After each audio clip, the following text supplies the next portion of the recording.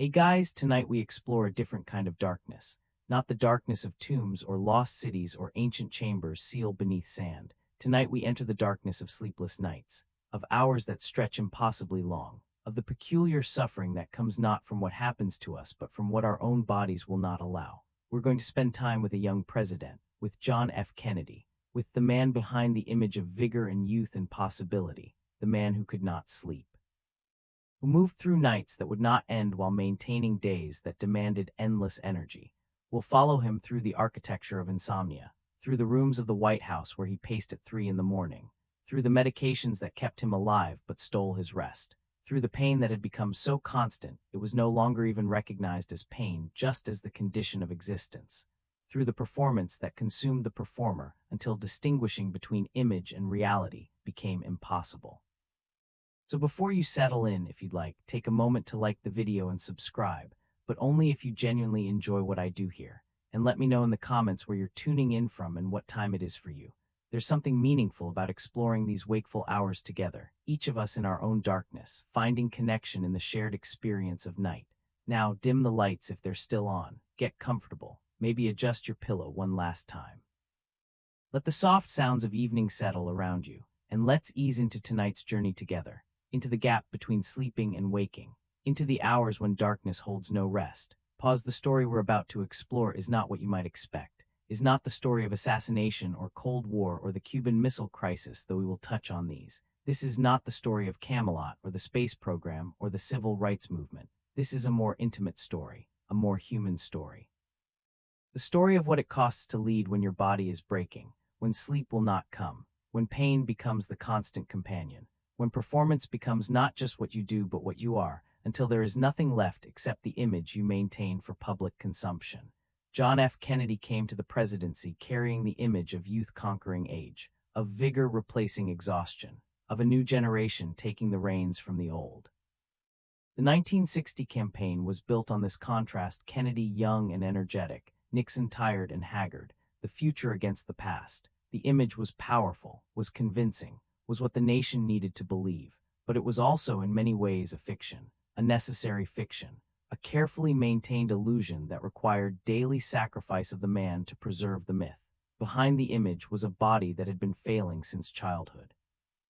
Addison's disease that made his adrenal glands unable to sustain life without daily medication, a back injury that never healed, that required him to wear a steel brace beneath his tailored suits, chronic pain that made simply sitting or standing a kind of ongoing torture, and sleep deprivation, constant, accumulating sleep deprivation caused by the medications that kept him alive, by the pain that kept him awake, by the burden of office that never allowed full rest even when physical rest was briefly possible.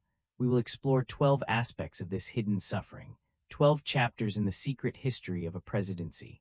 We'll begin with the hours when darkness held no rest, the wakeful nights in the White House residence, where he moved through rooms designed for repose, but offering none. We'll examine the body that wore suffering like a second skin, the catalog of illnesses and injuries that defined his physical existence. We'll witness the performance that consumed the performer, how maintaining the image of health required sacrificing authentic selfhood. We'll stand in the White House at 3 a.m., in that hour when ghosts walk and the living cannot sleep. We'll sit in the rocking chair that became his sacred vessel, the only position that eased what stillness made unbearable. We'll descend into the swimming pool, where gravity briefly released its hold, where water offered what earth could not. We'll feel the burden that daylight could not lift, the weight of nuclear codes and decisions that affected millions. We'll hear the voices that spoke through medication, the chemical spirits that occupied his body alongside his consciousness. We'll understand the myth that required destroying the man, how creating the image of vigor demanded sacrificing the reality of suffering. And finally, we'll witness the sleep that came too late. November 22, 1963, when the performance ended and the body was released from its impossible burden. When rest finally came, though not in the way anyone would have chosen. This is not a political story, though politics are present. This is not a story about policy or legacy or historical achievement, though these appear. This is a story about embodiment, about what it means to inhabit flesh that fails you, about the gap between what duty demands and what the body can provide, about the price of maintaining an image, about the specific suffering of sleeplessness, about what happens to the mind and spirit when rest becomes impossible and yet performance must continue. Tonight we will move slowly through these hours. We'll not rush. We'll allow the darkness to deepen around us naturally. We'll explore what it means to be awake when sleep should come, to suffer invisibly while appearing strong, to bear burdens in private while projecting confidence in public. These are not just Kennedy's experiences. These are human experiences that his extreme circumstances illuminate. We all know something of sleepless nights, of physical suffering, of maintaining appearances while struggling internally. His story is particular, but his suffering speaks to something universal. So let us begin. Let us enter the residence where presidents should dream, but one could not. Let us stand at the window where light burned through hours when all lights should be dark. Let us walk the corridors that learned his footsteps. Let us sit in the chair that rocked through darkness. Let us inhabit for these hours the experience of wakefulness that will not end, of pain that will not quiet, of the body that refuses the mercy of surrender. Let us explore what it means to be the person in the lit window while the world sleeps, the person who cannot rest. The person who moves through darkness waiting, always waiting for dawn. The night deepens, the rocking chair waits, and somewhere in the residence where presidents should dream, a light burns that will not dim. The journey begins, the hours stretch ahead, and we together will walk through them, will understand them, will bear witness to the hidden suffering behind the public image, to the sleepless nights behind the vigorous days, to the man behind the president, to the human behind the myth.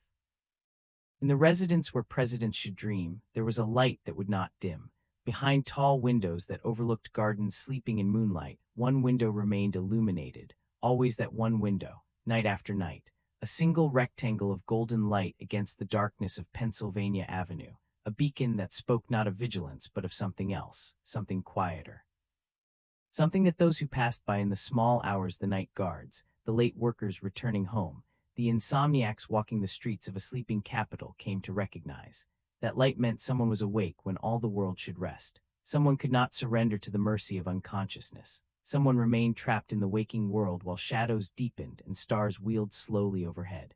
Behind that window, a young man moved through rooms designed for repose. Rooms furnished with the expectation that those who governed by day would find peace by night, that the burdens of office, however heavy, would be set down in darkness. That sleep, that ancient gift, that nightly restoration would come as it comes to all living things, as it had come to presidents before him, as it should come to anyone who had earned exhaustion through the day's labors. But for him, sleep had become a stranger, had become the guest who no longer visited, had become the promise that the body could not keep. It is said that the corridors of the White House hold memory, that the walls absorb the footsteps of those who have paced them. That late at night, when the building settles into its own kind of rest, you can sometimes hear the echoes of previous occupants. Lincoln walking during the Civil War, Wilson in the grip of stroke, Roosevelt in the wheelchair he hid from cameras, all the presidents who had known sleepless nights, who had borne burdens that would not release them to dream. The building remembered them, and now it learned new footsteps, lighter than Lincoln's, more measured than Wilson's, the particular rhythm of a young man who moved through darkness not from worry alone, though worry was present, but from something more fundamental, from the body's rebellion, from pain that had become so constant that it was no longer even recognized as pain, just as the condition of existence, just as the way things were.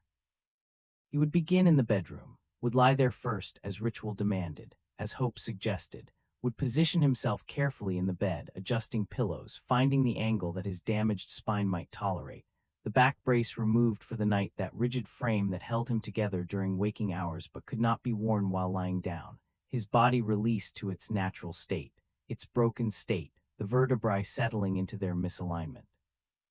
Compressed nerves beginning their nightly conversation, not speech exactly, not the sharp declarations of acute injury, but the steady murmur of chronic damage, the constant whisper that said, "Something here is wrong, something here will not heal, something here will hurt forever." And then the other voice, the one that came from the medications, from the steroids that kept his adrenal glands functioning when they would not function on their own, the cortisone that his body required to sustain basic life.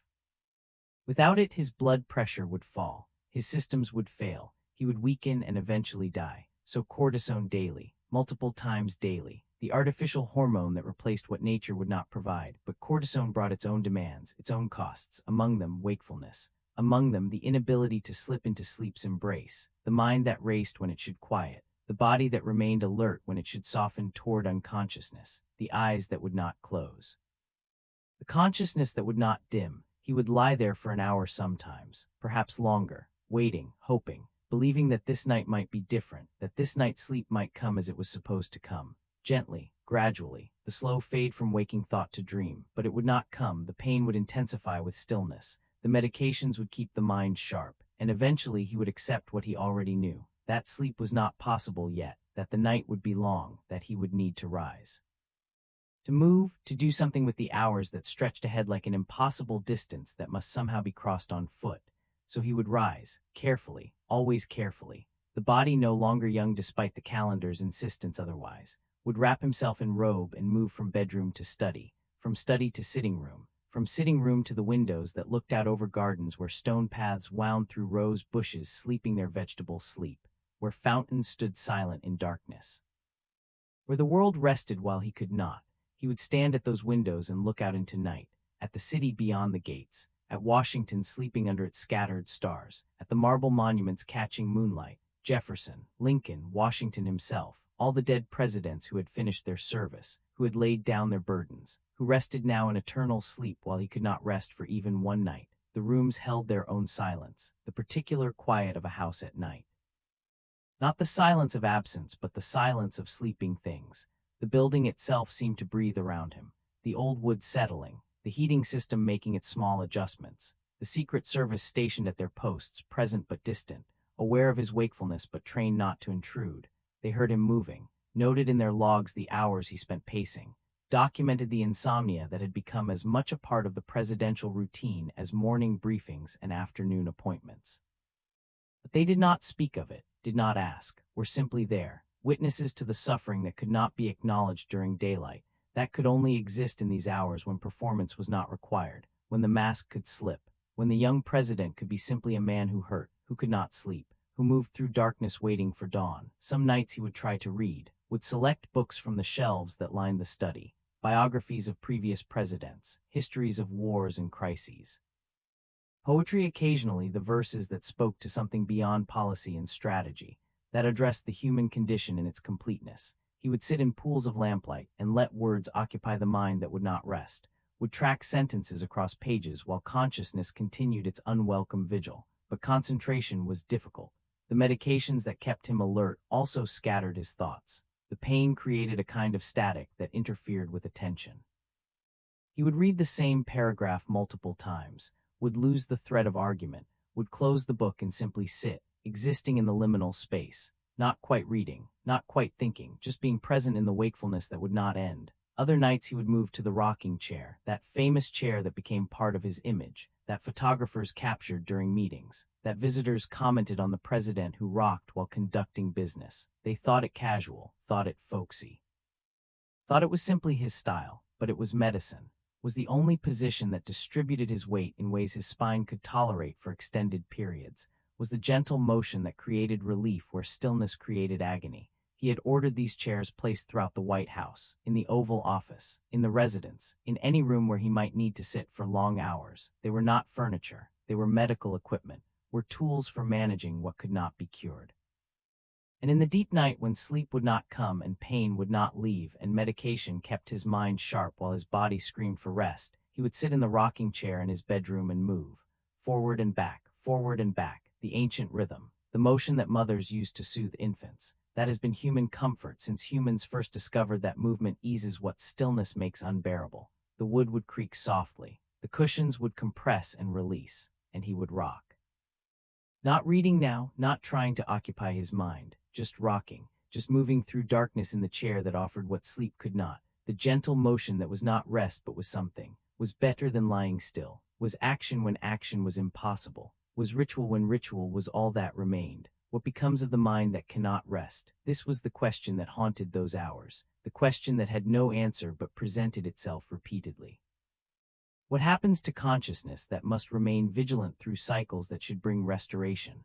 What toll does chronic wakefulness extract? Not just the tiredness, though there was that, accumulating night after night, building into exhaustion that never quite resolved, but something deeper, some change to the structure of thought itself, some alteration to the way the mind processed experience when it never received the respite that sleep provides, when memories were never properly filed, when emotions were never fully metabolized, when the day's burdens were carried directly into the next day without the intervening mercy of unconsciousness. He felt it sometimes, felt that he was becoming something other than he had been, that the chronic sleeplessness was changing him in ways he could not name, making him more present perhaps, more aware, consciousness sharpened by its inability to rest into something almost painful in its clarity, or making him less present, less capable of full engagement because some part of attention was always monitoring the body, always tracking the pain, always aware of the exhaustion that could not be addressed. He did not know which, did not know if the change was real or if it was simply the exhaustion making him imagine transformation where there was only deterioration. The question remained, unanswered, unanswerable perhaps, and what becomes of the body that refuses surrender? This was the companion question.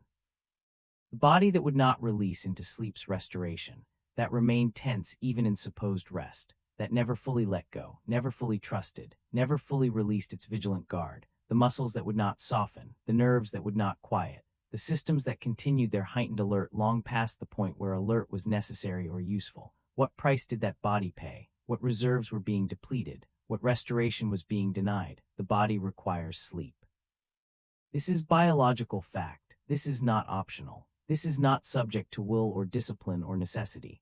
The body requires those hours of unconsciousness, requires the deep restoration that only sleep provides, requires the time when consciousness withdraws and the body can attend to its maintenance, can repair, can replenish, can prepare itself for the next day's demands. But his body did not receive this, could not receive this. The pain prevented it, the medications prevented it.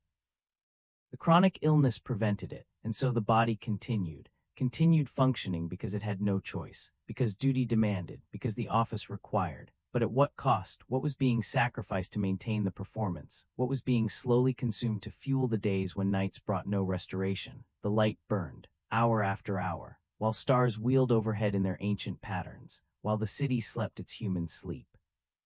While the nation rested, trusting that its young president stood watch, not knowing that the watch was not chosen, was not noble vigilance but suffering, was not strength but its absence. The light burned because sleep would not come, because the body could not rest, because one man moved through rooms designed for repose and found there only the confirmation that something fundamental was broken.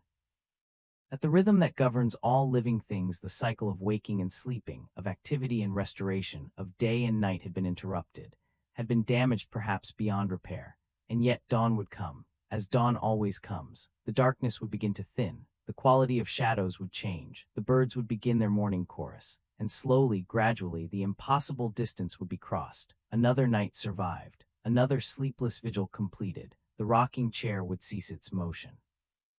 Books would be closed, the windows would release him from their view of sleeping gardens, and he would prepare himself, would take his medications, would put on the back brace, would begin the transformation from suffering man to vigorous president, would step into daylight ready to perform energy he did not possess, ready to project the image of youth and health and vitality that the nation needed to believe. But for now, in this hour before dawn, he remained in the chair, rocking gently, moving through darkness. The light still burning in the window, the question still present, the body still refusing the mercy of sleep. Somewhere between waking and the rest that will not come, the president waits for the light that will allow him to stop pretending to sleep and begin pretending to be rested, waits for the moment when performance can resume, when the night's truth can be hidden again behind the day's necessary fiction. The chair rocks, the light burns. And in the space between, a man who cannot sleep continues his vigil, patient, exhausted, enduring, until morning comes and makes the night once again invisible.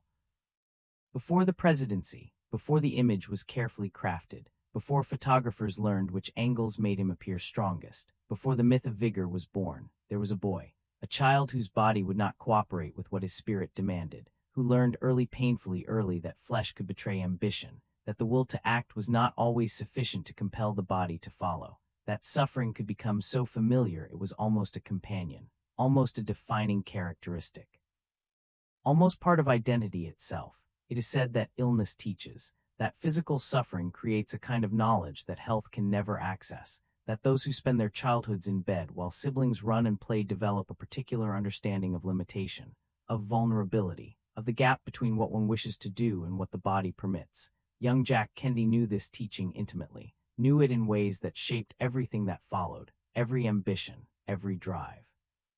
Every determination to prove that the sick child could become the strong man, that the body's early betrayals did not define what was possible. The illnesses came in waves, not once, not twice, but repeatedly, relentlessly, as if his body had decided from the beginning that it would not make existence easy, would not provide the simple gift of health that most people take for granted. Scarlet fever in early childhood, the infection that turns skin red and hot.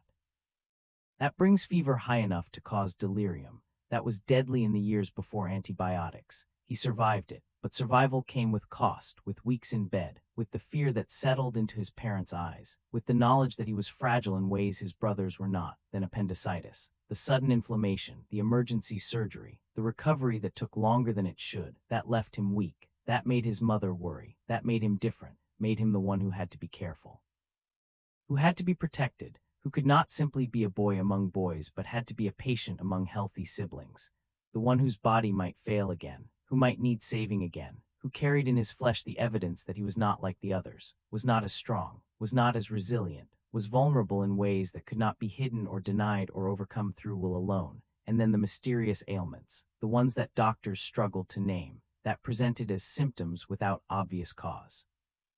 Weight loss, fatigue, the strange yellowing of skin that suggested liver problems but wasn't quite jaundice, strange infections that came and went, weakness that settled in for weeks and then lifted without explanation. His medical file grew thick with observations and speculations and treatments that worked partially or temporarily or not at all. Something was wrong, fundamentally wrong, but what, the doctors didn't know, could only treat symptoms. Could only watch and wait and hope that whatever was happening would resolve itself or at least stabilize into something manageable. It took years for the diagnosis, years of tests and consultations, and the slow process of elimination that medical practice requires when facing complex chronic illness. But eventually the truth emerged, the truth that his family would later deny, that would be concealed throughout his political rise. That would be revealed only after his death when medical records could finally speak.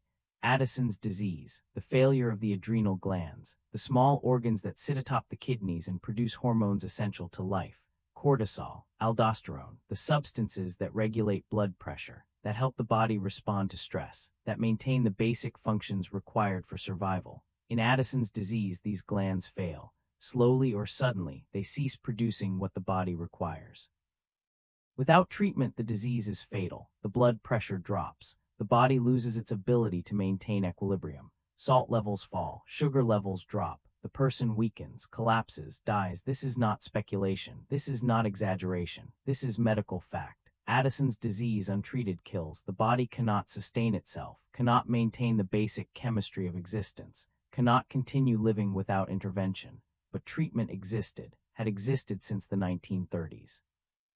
Cortisone, hydrocortisone, synthetic versions of the hormones the adrenal glands should produce but could not. These could be taken daily, could be injected, could provide what nature would no longer give, could keep someone with Addison's alive, could allow them to function, could permit a relatively normal life. But relatively normal came with qualifications, with asterisks, with costs that were significant even if they were preferable to death. Kennedy would take steroids every day for the rest of his life, multiple times daily, carefully timed doses to maintain the blood levels that his body required. This was not optional. This was not something he could skip if he felt well. This was survival. This was the price of continued existence. The cortisone kept him alive, allowed his blood pressure to remain stable, allowed his body to function, allowed him to walk and talk and eventually run for office and serve as president.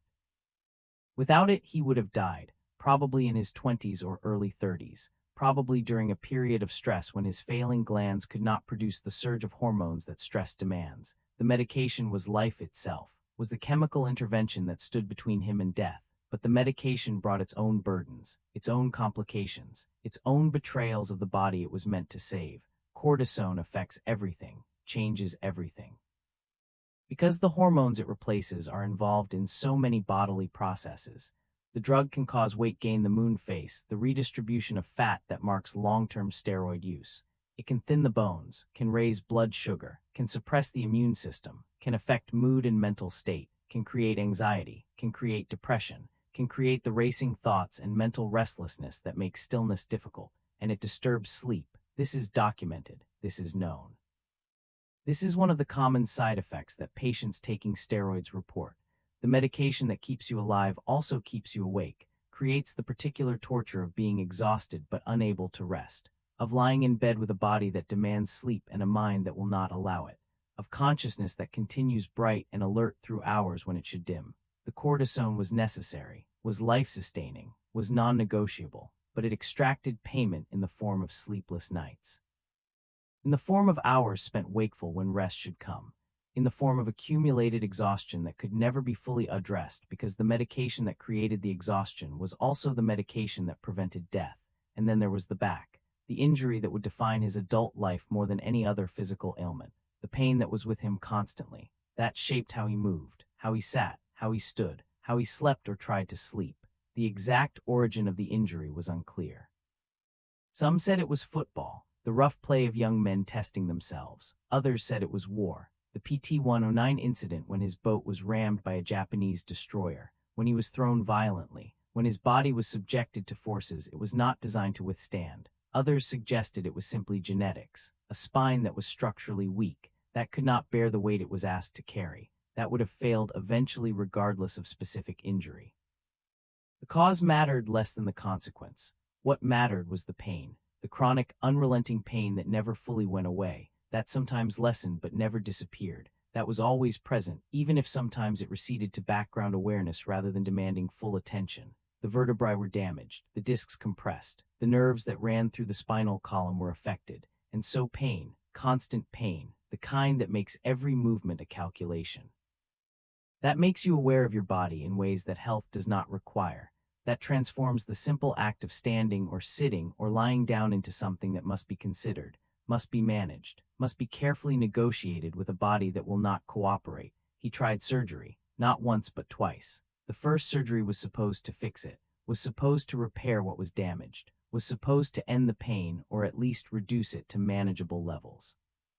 But surgery on the spine is complicated, is dangerous, is not always successful. The first surgery failed, made things worse perhaps, left him with infection, left him so weak that last rites were administered, left him believing for a time that he might die, that the attempt to fix his body would instead kill him. He survived, but the pain continued, persisted, remained his constant companion. The second surgery was more successful, or less catastrophic. It did not cure him.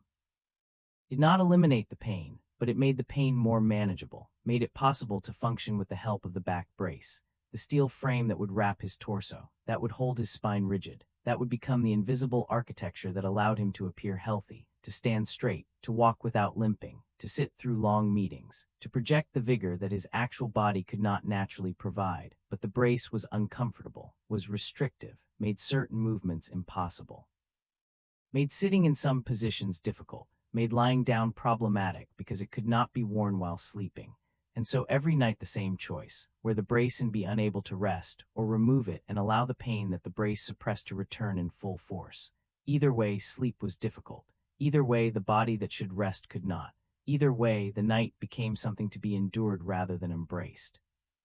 Whispers tell us that the young Kennedy was acutely aware of the gap between his body and his ambitions, that he understood from childhood that his flesh would not automatically cooperate with his will, that he would have to force it, would have to drive it beyond its natural capacity, would have to perform health he did not possess. This awareness shaped everything, shaped his determination, shaped his refusal to be limited by physical weakness, shaped his need to prove that the sick child could become the powerful man, that the body's betrayals could be overcome through will and medication, and the sheer determination to not let suffering define possibility.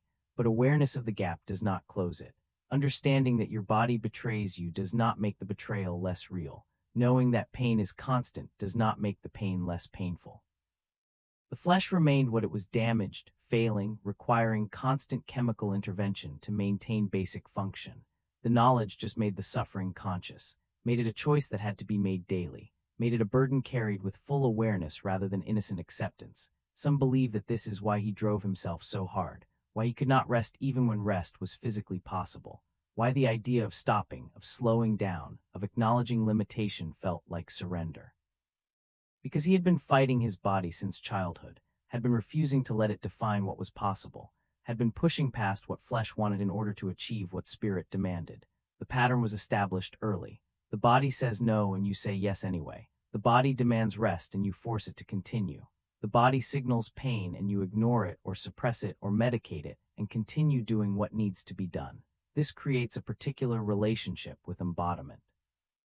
A relationship of combat rather than cooperation, of forcing rather than listening, of seeing the body not as temple or home but as obstacle, as the thing that must be overcome, as the limitation that must be transcended. In some philosophies this is celebrated, the triumph of will over matter, the spirit proving itself stronger than flesh, but there is cost. The body remembers, the body keeps score, the body extracts payment for being ignored, for being driven beyond capacity, for being forced to perform what it cannot naturally provide. The body that betrayed the image, or perhaps more accurately, the image that betrayed the body, would exact its toll, would demand payment for the years of being forced, the years of medication and surgery and brace and performance, the years of pretending to be stronger than it was, the years of giving what it did not have to give. The body would take its payment in sleepless nights, in accumulated exhaustion, in pain that grew worse over time rather than better, in the slow wearing down of systems pushed too hard for too long, in the ultimate betrayal, the moment when the back brace that held him upright also held him in the path of the bullet, when the device that allowed the performance prevented survival. But that moment was still ahead, still unknown, still waiting in the future that could not be foreseen. For now, the boy who had been sick became the man who appeared healthy. The body that failed repeatedly was forced to perform vigor. The flesh that wanted to rest was compelled to continue. The patient became the president. The sufferer became the symbol of vitality. And somewhere in that transformation, the truth of the body was sealed away, was hidden, was made invisible so the image could shine. The body that betrayed the image endured in silence, in pain, in the private suffering that public duty demanded remain secret. The boy who was sick learned to pretend otherwise. And the pretense became so convincing that even now, decades later, the image of vigor persists while the reality of suffering is footnote, is afterthought, is the truth that the myth required remain hidden. The body knew, always knew, but the image prevailed, and the gap between them, between what was and what appeared, became the space where suffering lived, invisible, constant, enduring. There was an image born in campaign speeches and newsreels, born in carefully staged photographs and televised debates, born in the contrast drawn deliberately between youth and age, between the future and the past, between vigor and exhaustion. The image was of a young man radiating health, playing touch football on the lawn of the family compound, sailing boats through summer waters off Cape Cod, running up stairs 2 at a time, projecting the energy of a generation that would not be limited by the caution of their elders, that would confront challenges with confidence, that would lead not from weariness but from strength. The image was powerful, was compelling, was what the nation needed to see, needed to believe, needed to embrace as it moved into the uncertain decade ahead. But images are not born spontaneously, are not simple reflections of truth. Images are constructed, are crafted, are built through careful attention to detail and relentless maintenance, through the control of what is shown and what is hidden, through the gap between what is and what appears. And the image of John Kennedy's vigor, that central pillar of his political identity, that foundational claim that separated him from the generation he sought to replace, required constant, exhausting, unrelenting maintenance. Required that the person behind the image disappear into the role so completely that distinguishing between performer and performance became impossible. Required sacrifice. Required the slow dissolution of authentic selfhood into public necessity.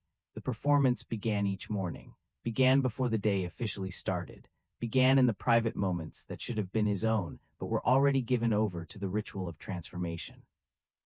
The ritual that would turn the man who had not slept into the president who appeared rested, the man whose body screamed into the leader who projected strength, the sufferer into the symbol. It is said that this transformation was as precise as any religious ceremony, as carefully choreographed as any sacred rite, that it followed the same pattern each morning, the same sequence, the same steps that must be completed in order, that could not be skipped or abbreviated without consequence.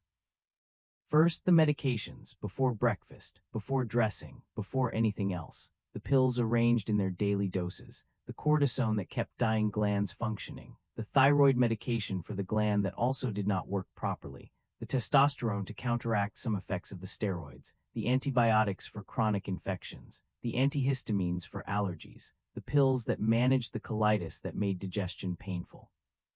The careful swallowing of chemicals that would allow the next 16 hours to happen, that would provide the foundation upon which all other interventions would build. The medications were not optional, were not things that could be forgotten or skipped, were the essential first act, the opening invocation, the beginning of the spell that would transform suffering into strength, then the injections, the cortisone that had to be given directly when pills were not sufficient. The procaine injections into the back muscles, the numbing agent that would quiet the screaming nerves, that would allow standing without visible pain, that would permit sitting through long meetings without grimacing, the needle entering flesh, the brief sharp pain of injection that purchased hours of reduced chronic pain, the chemical dampening of signals that the body kept sending, the artificial silencing of what the body kept trying to say. The injections were intimate, required someone else to administer them. Required trusted doctors or nurses who understood the necessity, who would maintain the secret, who would provide what was needed without asking questions that could not be answered. And then the back brace, the steel and canvas frame that would hold his torso rigid, that would force the damaged spine into position it could not naturally maintain. The straps pulled tight, the buckles secured, the transformation of the body into something partly mechanical, partly prosthetic. The brace was hot, was uncomfortable, made certain movements impossible, but it was necessary, was the architecture that allowed the appearance of normal posture, of straight standing, of strength. Without it he would slump, would move carefully, would reveal through posture what words denied. So the brace was worn every day for every public moment, the body contained, held, forced into the shape that vigor required even when the flesh wanted to collapse. Then came the dressing. The clothes chosen not just for appearance but for function, the shirts tailored to accommodate the brace while hiding it, the suits cut to hang properly over the rigid torso, the careful attention to silhouette that would suggest health rather than concealment, the ties knotted, the shoes selected, never ones that required bending to tie because bending was difficult, was painful, was something to be avoided when possible, every detail considered, every choice made with awareness that appearance mattered. That the image must be maintained, that nothing could be allowed to suggest the reality beneath the clothes, beneath the carefully constructed surface, and finally the face, the expression that would be worn for the day, the smile that must come easily, the alert eyes that must show no trace of exhaustion, the animation that must suggest energy even when energy was manufactured through chemistry rather than generated through rest. This too was part of the performance, part of the daily construction. The face must show what the body did not feel, must project what the medications provided artificially, must convince others that what appeared was real rather than performed. The entire ritual took time, took longer than most people's morning routines, took the kind of patient, repetitive attention that athletes give to preparation, that actors give to makeup and costume. But this was not athletic preparation or theatrical performance, though it shared elements of both. This was daily transformation from one state to another, from private suffering to public strength, from the man who could not sleep to the president who led with vigor, from what was to what must appear. Some believe that this ritual became sacred through repetition, that performing it daily for years transformed it from necessity into something else, into ceremony, into liturgy, into the daily mass that allowed him to become what duty required. The medications became incantations, the chemical words that changed reality.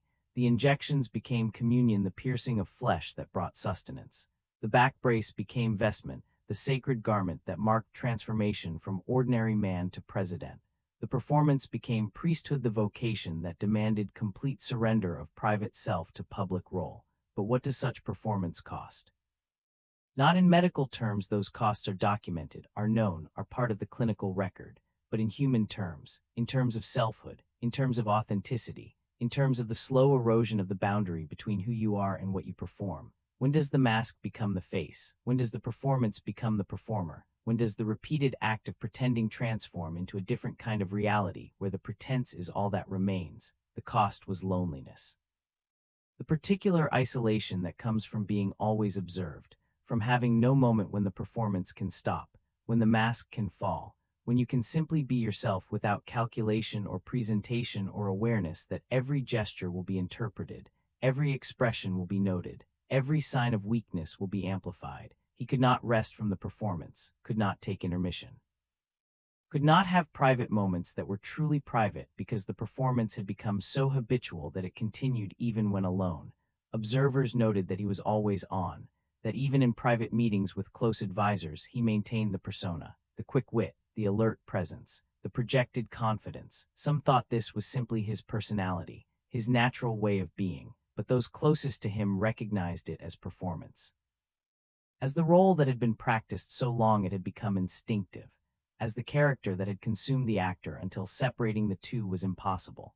The cost was uncertainty. When feelings are chemically influenced, when energy is pharmaceutically provided, when pain is artificially suppressed, which emotions are genuine, which responses are authentic, is the confidence real or is it the steroids? Is the alertness true engagement or is it the stimulants preventing exhaustion from showing?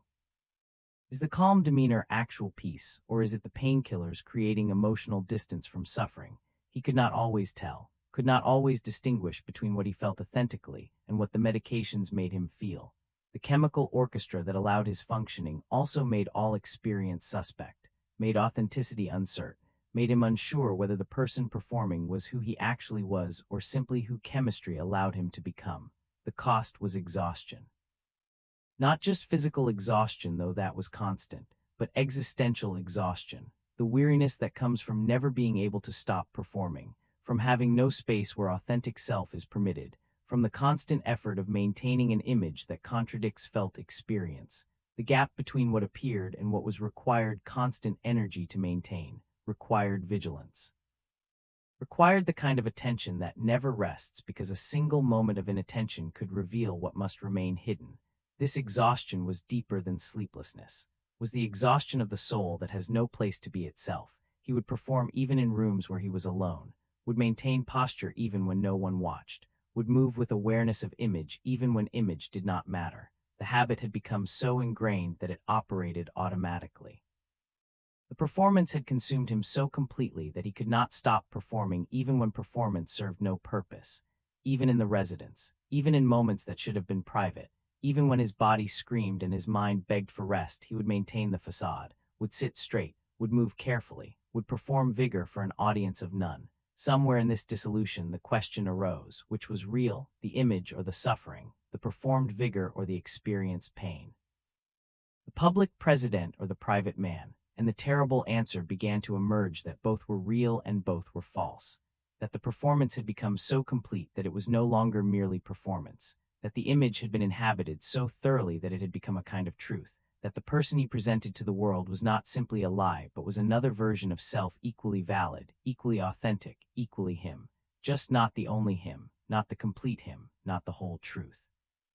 There was a mirror in his private bathroom, hung where he would see himself multiple times daily, where he would check appearance, where he would confirm that the image held, that nothing had slipped, that the performance remained convincing.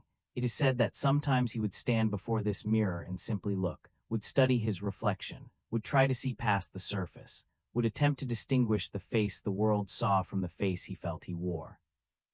Would search for the boundary between performed self and authentic self, between who he appeared to be and who he actually was. The mirror showed a young president, showed a face that millions knew, showed the carefully groomed hair, the tanned skin, the alert eyes, the slight smile that photographs captured. The image was there, was real, was reflected faithfully by the glass. But was it him? Was the man in the mirror the same as the man looking? Or had the performance become so complete that the reflection showed only the character while the actor had disappeared? Which face was true, the one others saw or the one he felt from inside?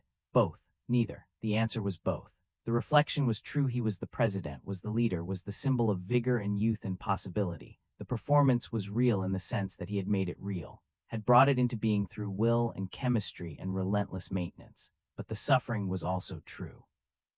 The pain was real, the sleeplessness was actual, the medications were necessary, the body beneath the image was damaged. The man behind the president was barely holding together. Both truths existed simultaneously. Both were him. Both were authentic experiences of the same consciousness inhabiting the same flesh. The performance that consumed the performer left something that was neither fully performance nor fully performer, left a hybrid existence where the boundary had been erased, where the image and the man had merged into something singular, something that could not be separated back into component parts.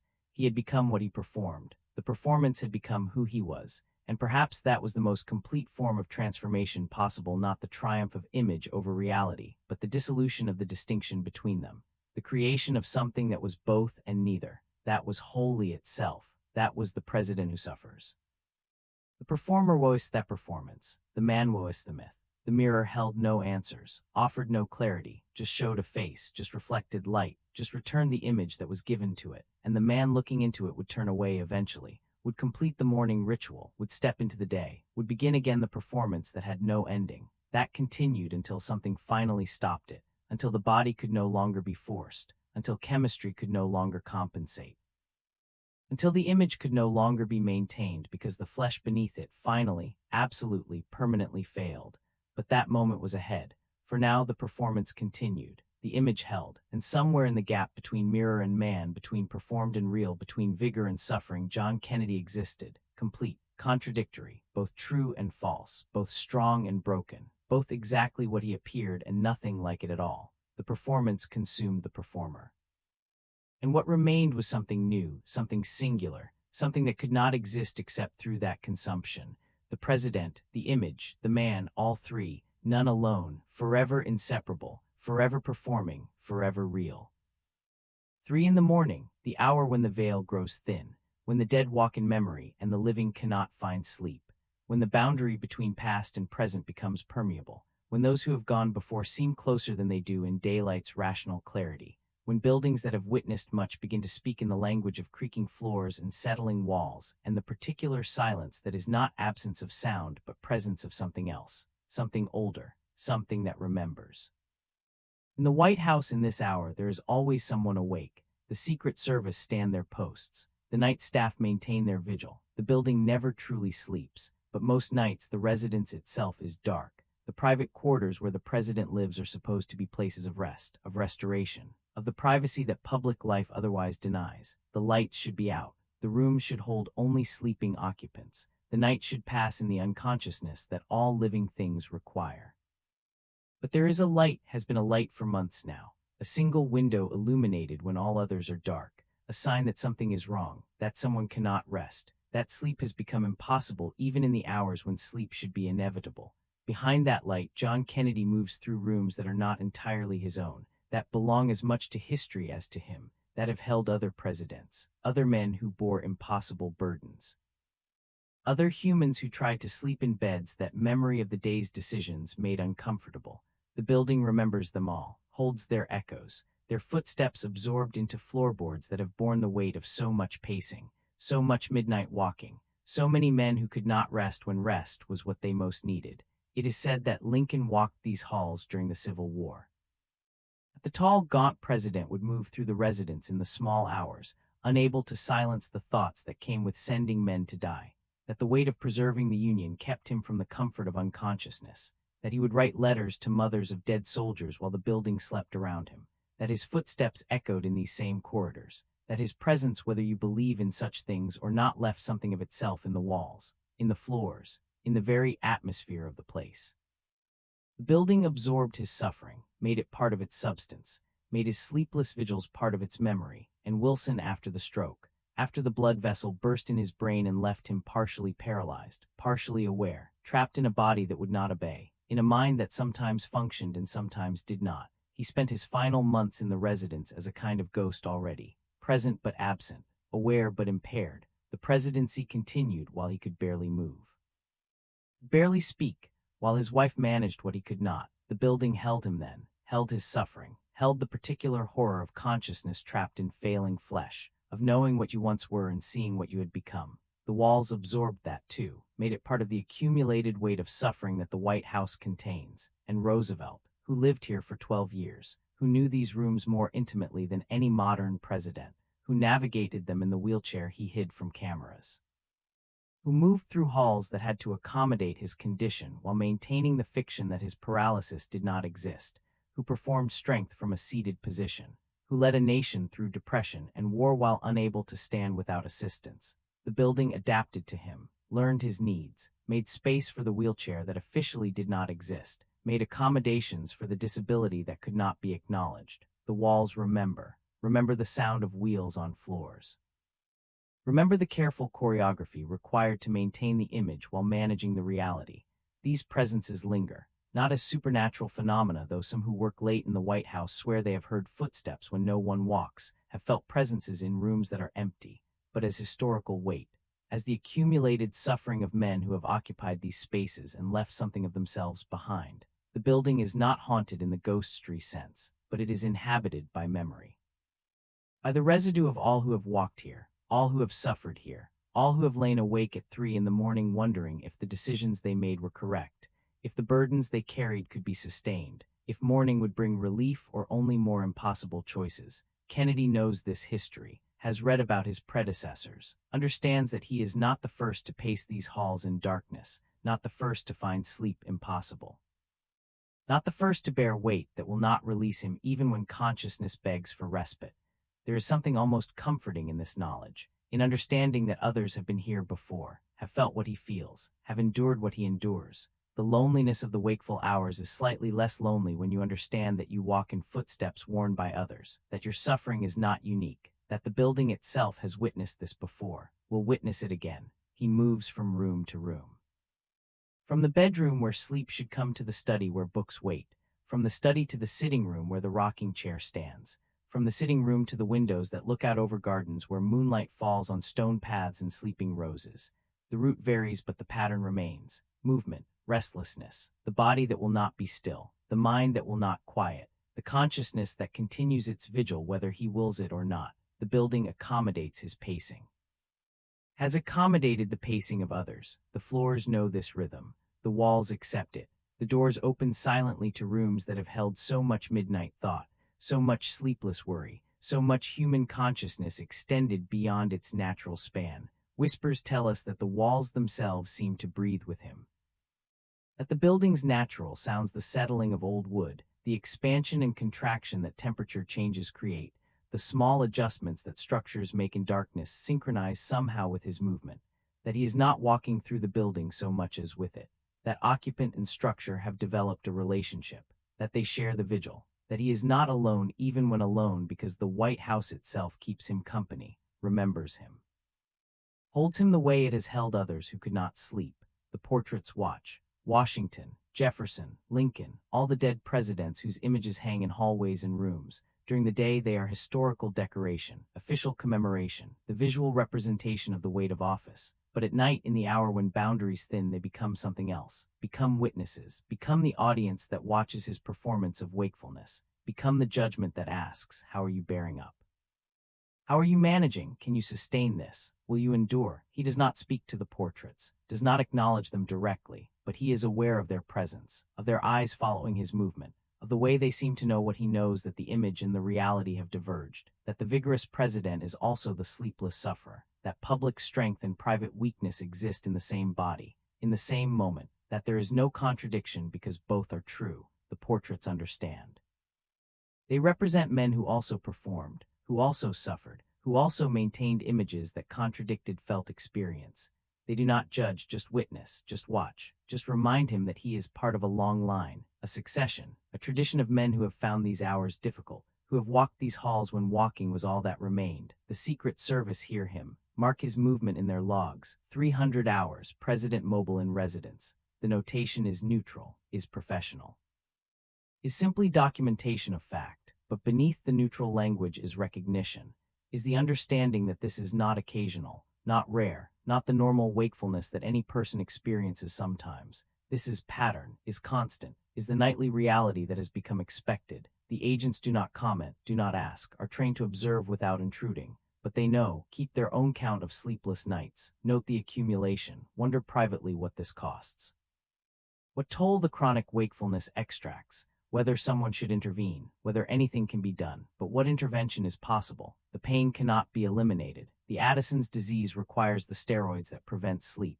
The burden of office does not disappear because the body is exhausted. The presidency continues regardless of whether the president rests. The performance must be maintained tomorrow. The image must hold. The vigor must be projected, so the sleeplessness is endured. Is accepted is simply the condition of his existence, the price of maintaining what cannot be maintained except through sacrifice. the cost of being who he must be. Some nights are worse than others. Some nights the pain is more intense, the medications less effective, the mind more insistent on reviewing decisions, on worrying about consequences, on replaying conversations and moments where different choices might have led to different outcomes. On those nights, the pacing intensifies. The movement becomes less aimless, more driven. The restlessness that cannot find rest expresses itself in motion that goes nowhere but cannot stop. The building absorbs this too, makes room for it, allows it. The corridors are long enough for pacing. The rooms are numerous enough for variation. The structure accommodates suffering as it has accommodated suffering before. Other nights are quieter. The pain is manageable. The thoughts are less urgent. The wakefulness is no less complete but is gentler somehow. Is simply the state of being awake when sleep should come, without the edge of desperation, without the sense that something must be done even though nothing can be done.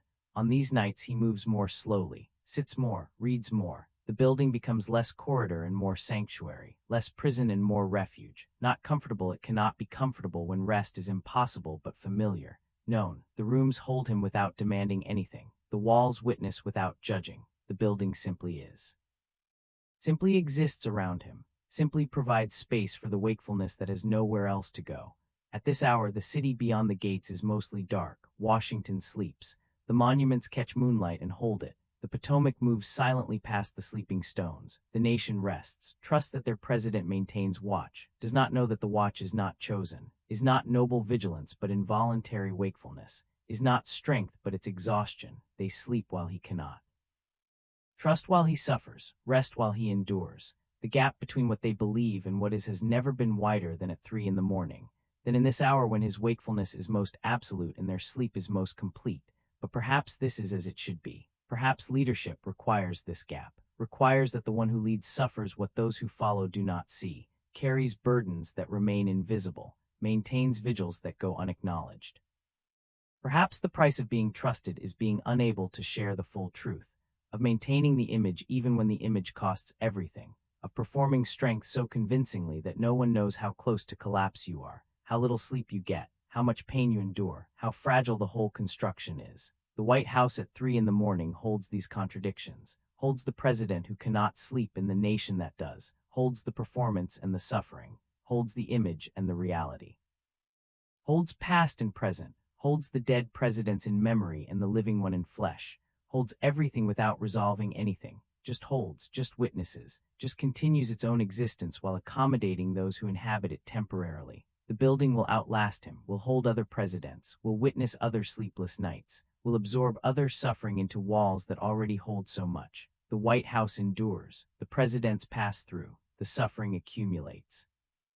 The building remembers, and somewhere in its memory forever will be these nights, these hours, this particular president moving through these particular rooms at this particular hour, unable to rest, unable to stop, unable to be anything except awake when all the world sleeps. The White House at 3 a.m., the hour of ghosts, the hour when the living cannot sleep and the dead seem close, the hour that Kennedy knows intimately, the hour that knows him, the hour that will hold him forever in its memory. Pacing, wakeful, enduring, until dawn comes and makes the night once again invisible.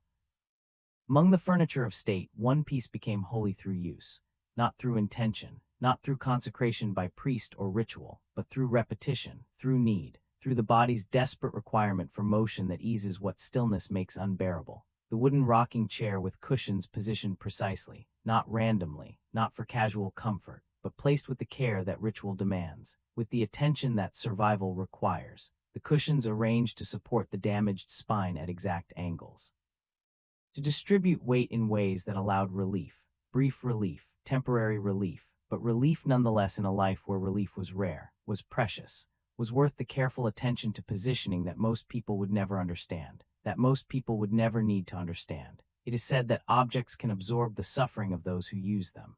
That furniture touched repeatedly, sat in daily, relied upon desperately, takes on something of the person who needs it. Becomes more than wood and fabric and mechanical function, becomes companion, becomes witness, becomes the silent partner in suffering that cannot be shared with those who speak. The rocking chair became this for Kennedy, became more than furniture, became the physical manifestation of his condition, became the visible sign of invisible suffering. Became famous not for what it was, but for what it allowed him to do, to sit through meetings, to conduct business, to maintain the performance while his body received the only comfort it would accept. The chair was not elegant by White House standards, was not an antique worth cataloging, was not historic before he made it so, was simply a wooden rocking chair, well-made, sturdy, designed for the simple human pleasure of gentle motion, of sitting outside on summer evenings. Peaceful back and forth that has comforted humans since someone first discovered that rocking soothes, that movement eases, that the body sometimes needs motion more than it needs rest. The chair was ordinary, common, available in furniture stores across America, but in his hands, or rather beneath his body, it became extraordinary, became essential, became the difference between functioning and collapse. The public saw him rocking during meetings, photographers captured it, journalists remarked on it. Visitors to the Oval Office noted the president who rocked while discussing policy, who moved gently back and forth while making decisions, who seemed never quite still. They thought it casual, thought it was his style, thought it was part of the Kennedyan formality, the young president who broke with stuffy tradition, who made the presidency less rigid, who brought a relaxed confidence to an office that had been formal and distant. The rocking was seen as charm, as personality, as evidence of his ease with power. His comfort in his role, his natural, unaffected way of being. But those who knew the doctors, the closest staff, his wife, understood differently, understood that the rocking was not style but necessity, was not casual but medical, was not preference but the only position that allowed his damaged spine to exist without screaming. The chair was not furniture, was medical equipment, was therapy disguised as habit, was treatment that could be administered continuously without anyone knowing that treatment was occurring. The gentle motion distributed pressure, changed the angle of compression on damaged vertebrae, allowed muscles to adjust, gave the body what stillness denied, the constant small shifts that prevented any single position from becoming unbearable. Whispers tell us that he had these chairs placed throughout the White House, not just one, but multiple chairs, in the Oval Office for meetings, in the residence for evening hours, in rooms where he might need to sit for extended periods, each chair positioned, each one necessary, each one a small mercy in a life that offered few mercies. The placement was strategic, was planned, was the result of understanding that his body required this specific intervention in multiple locations, that he could not simply retreat to one place when pain became intense, that the performance required him to be in many places, that the chair had to follow him, had to be available wherever duty took him. Some believe that the motion itself became sacred through repetition, that the physical act of rocking forward and back, transformed from medical necessity into something else, into meditation, into prayer without words, into the repetitive motion that allows the mind to separate from the body's complaint, that creates rhythm that consciousness can follow away from pain, away from wakefulness, away from the constant awareness that something is wrong.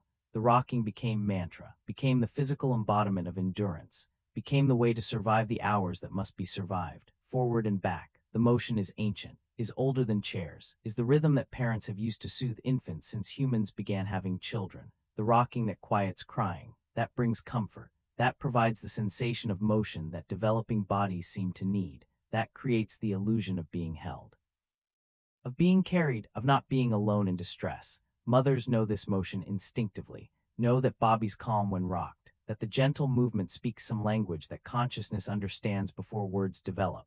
That says, you are safe, you are held, you are not alone. Kennedy returned to this ancient comfort, this primal soothing. The man who led a nation in the nuclear age used the same motion that has comforted human infants for millennia. There is something profound in this, something that speaks to the persistence of the body's needs regardless of the mind's sophistication, regardless of the office held, regardless of the power wielded. The body still responds to rocking, still finds comfort in motion, still reaches for the same soothing that worked in infancy. The president rocks like a child, not from weakness, but from the universal human need for comfort that persists regardless of age or achievement or responsibility. At night, when sleep would not come, when pain intensified with stillness, when medications kept the mind alert through hours when consciousness should dim, he would sit in the chair in his bedroom, would rock in darkness, would move in the pattern that had become so familiar, so necessary, so much a part of how he existed in his body. The motion was not dramatic, was not vigorous, was gentle, barely perceptible sometimes, just enough movement to provide relief, just enough rhythm to occupy attention. just enough of the ancient comfort to make the wakeful hours bearable. The sound of the chair became part of the residence's nighttime symphony, the gentle creak of wood, the slight shift of weight, the repetitive sound that marked his wakefulness, that told the Secret Service he was awake again, that documented in acoustic form what their logs recorded in writing: the president does not sleep. The chair's voice became his voice in those hours, became the sound of his suffering, became the evidence that rest would not come, that another night would be endured rather than spent in restorative unconsciousness. The wood creaking, the cushions compressing, the gentle back and forth, the sound of a man who cannot rest using the only comfort available. The rocking was not reading, was not work, was not even thinking in any structured sense, was simply being, simply existing in the body with the motion that made existence tolerable. The mind would wander, would drift, would enter states that were neither fully awake nor approaching sleep, liminal states, in-between states, the consciousness that continues but has nothing to attach to, that floats without direction, that exists without purpose beyond existing. These were not restful states, were not restorative, but they were different from the sharp-edged wakefulness that pain and medication usually enforced, were softer, were gentler, were the closest thing to rest that his nights allowed. Some mornings the staff would find him still in the chair, would arrive to wake him and discover him already awake, already dressed or nearly so, already beginning the day because the night had never properly ended. The chair would still be moving slightly, the last vestiges of motion, the final gentle rocks before stillness, the evidence that he had spent hours there, had survived another night through motion, through the ancient comfort of rocking, through the chair that had become more than furniture, that had become companion to suffering, witness to endurance, partner in the long nights when sleep was impossible and comfort was found only in motion. The chair became famous, became part of the Kennedy image, became recognizable. People who visited the White House mentioned it. Journalists wrote about the president who rocked. It became symbol of his informality, his accessibility, his human, approachable style of leadership. But the symbol disguised the reality. The fame hid the necessity. The recognition obscured the suffering. The chair was celebrated for what it represented in public imagination: casual strength, relaxed confidence, while concealing what it actually provided: medical intervention, pain management, the bare minimum of comfort required to function.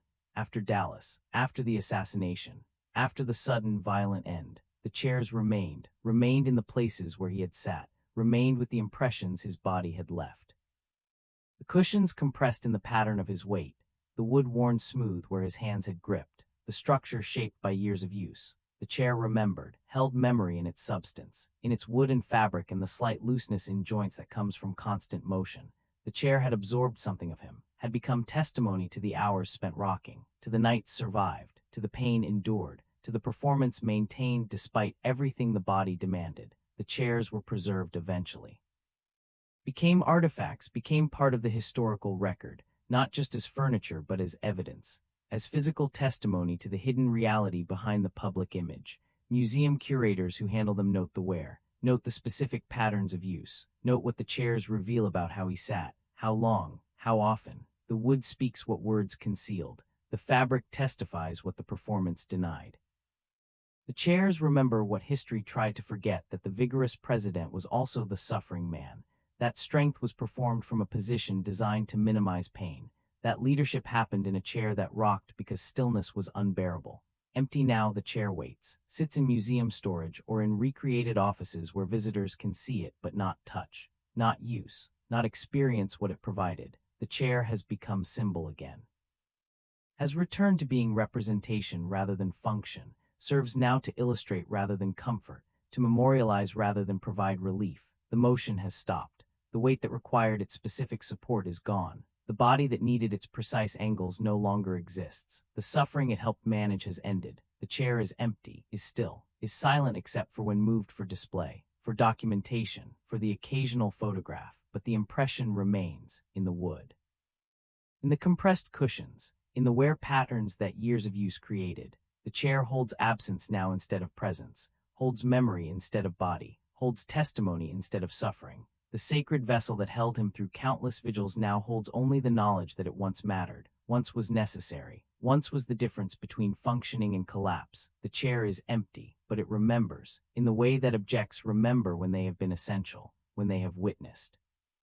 when they have held what must be held. The rocking chair waits, still, silent, empty, forever marked by the body that required its mercy, forever holding in its wood and fabric the memory of motion, of comfort, of the gentle back and forth that allowed a man who could not rest to at least exist, to endure, to survive the nights through motion when sleep would not come. The sacred vessel, empty now but never quite empty, holding always what it once held, remembering always what it once provided.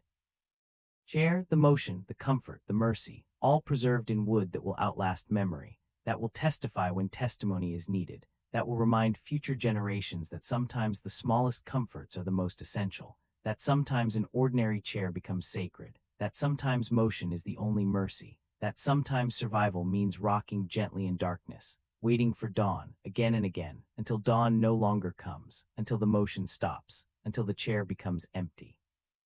Sacred, silent, forever waiting, forever remembering, forever holding the shape of what once filled it, the rocking chair, the holy vessel, the witness, empty now but never forgot, the gentle motion, the ancient comfort, the mercy that allowed endurance, all held in wood, in fabric, in memory, forever. There was a place where his body could be weightless, where the damaged spine that bore impossible weight could expand, where the compressed vertebrae could separate, where the constant downward pull that made standing and sitting and even lying down in negotiation with pain could be temporarily suspended, where the laws that governed his suffering on land did not apply, where he could move without the brace, could turn without calculating the cost, could exist briefly as his body might have been free, fluid, unbroken. The swimming pool heated to precise temperature, located in the White House basement, private, guarded, his sanctuary in the truest sense, his cathedral, his place of pilgrimage 3 times daily when possible, more when the pain was severe, less when duty prevented, but always returning, always descending to the water that offered what nothing else could offer, what no medication could provide, what no doctor could prescribe in adequate measure, relief, genuine, physical, blessed relief. It is said that water is the first home, that before birth, before breath, before light and sound and the sharp edges of the world, we float in fluid darkness, safe, supported, held completely without effort or awareness of holding, that the body remembers this, carries some cellular memory of that suspended time when gravity did not pull, when weight meant nothing, when existence required no effort of maintenance, just floating, just being. Just the peaceful drift in warm darkness where all needs were met without asking. The body remembers. And sometimes, when suffering becomes too much, when the burden of terrestrial existence grows unbearable, the body seeks return, seeks water, seeks the element that allows temporary recovery of that lost state, that lost ease, that lost floating in warmth where pain had not yet learned to speak. Kennedy's pool was heated, always, kept at temperature that allowed his damaged muscles to relax. That prevented the shock of cold that would cause contraction, that would undo what the water was meant to provide. The temperature was not arbitrary, was calculated, was the result of medical consultation and personal experimentation, was the degree of warmth that maximized therapeutic effect, that allowed the longest possible time in water before the body began protesting in other ways. Too cold and the muscles tensed, too hot and exhaustion came too quickly. But at this precise temperature, carefully maintained, carefully monitored, the water became healing, became therapy, became the element that briefly transformed his relationship with his own flesh. The room itself was private, was accessed through corridors where the Secret Service stood, where entrance required permission, where the public never came, where even staff rarely ventured. The privacy was not vanity, was not desire for luxury, was medical necessity. Was the requirement that he be able to lower himself into water without the brace that he wore for all other waking hours, without the performance that public life demanded, without maintaining the image that every other moment required. Here in this room, with water and tile and the echoing acoustics that water creates, he could be simply a body that hurt, could acknowledge the damage, could remove the armor, could exist without pretense. The ritual of entering water was careful, was deliberate. It's not the casual dive or quick immersion that healthy bodies perform thoughtlessly. He would sit at the pool's edge first, would lower himself slowly, would use the ladder or the assistance of whoever accompanied him, usually the physical therapist, sometimes a trusted aide who understood the vulnerability this required. The back brace removed, the body released to its natural, damaged state, the spine free to curve as it wanted rather than as the steel frame demanded, and then the careful descent, one step. Then another, the water rising, first ankles, then knees, then the critical moment, the waist, where the torso's weight began transferring from legs to water, where buoyancy began its work, and then submersion, the shoulders under, the neck, the head just above surface, or sometimes even that submerged, only the face breaking the plane between air and water, and the sensation described by those who watched him, by the therapists who worked with him, of visible relief, of transformation, of tension releasing.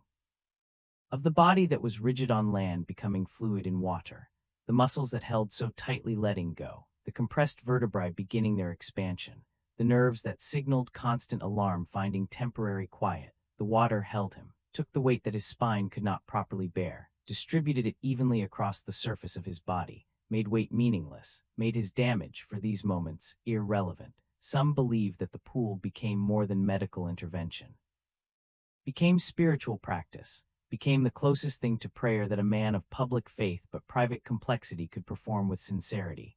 The entering of water is baptism, not the ceremonial baptism of church ritual, but the daily baptism of seeking renewal, seeking cleansing, seeking the death of one state and rebirth into another. On land, he was the president who suffered. In water, he was briefly just a body that could move, could flow, could exist without the constant conversation with pain that defined terrestrial existence. The transformation was real, was physical, was the miracle that water performs, allowing the body to remember what it might have been, what it could be, what it was briefly before gravity reclaimed it. He would swim, would move through water with a grace that walking never allowed. The backstroke, mostly the motion that kept his damaged spine aligned, that prevented the twisting that would undo what the water provided.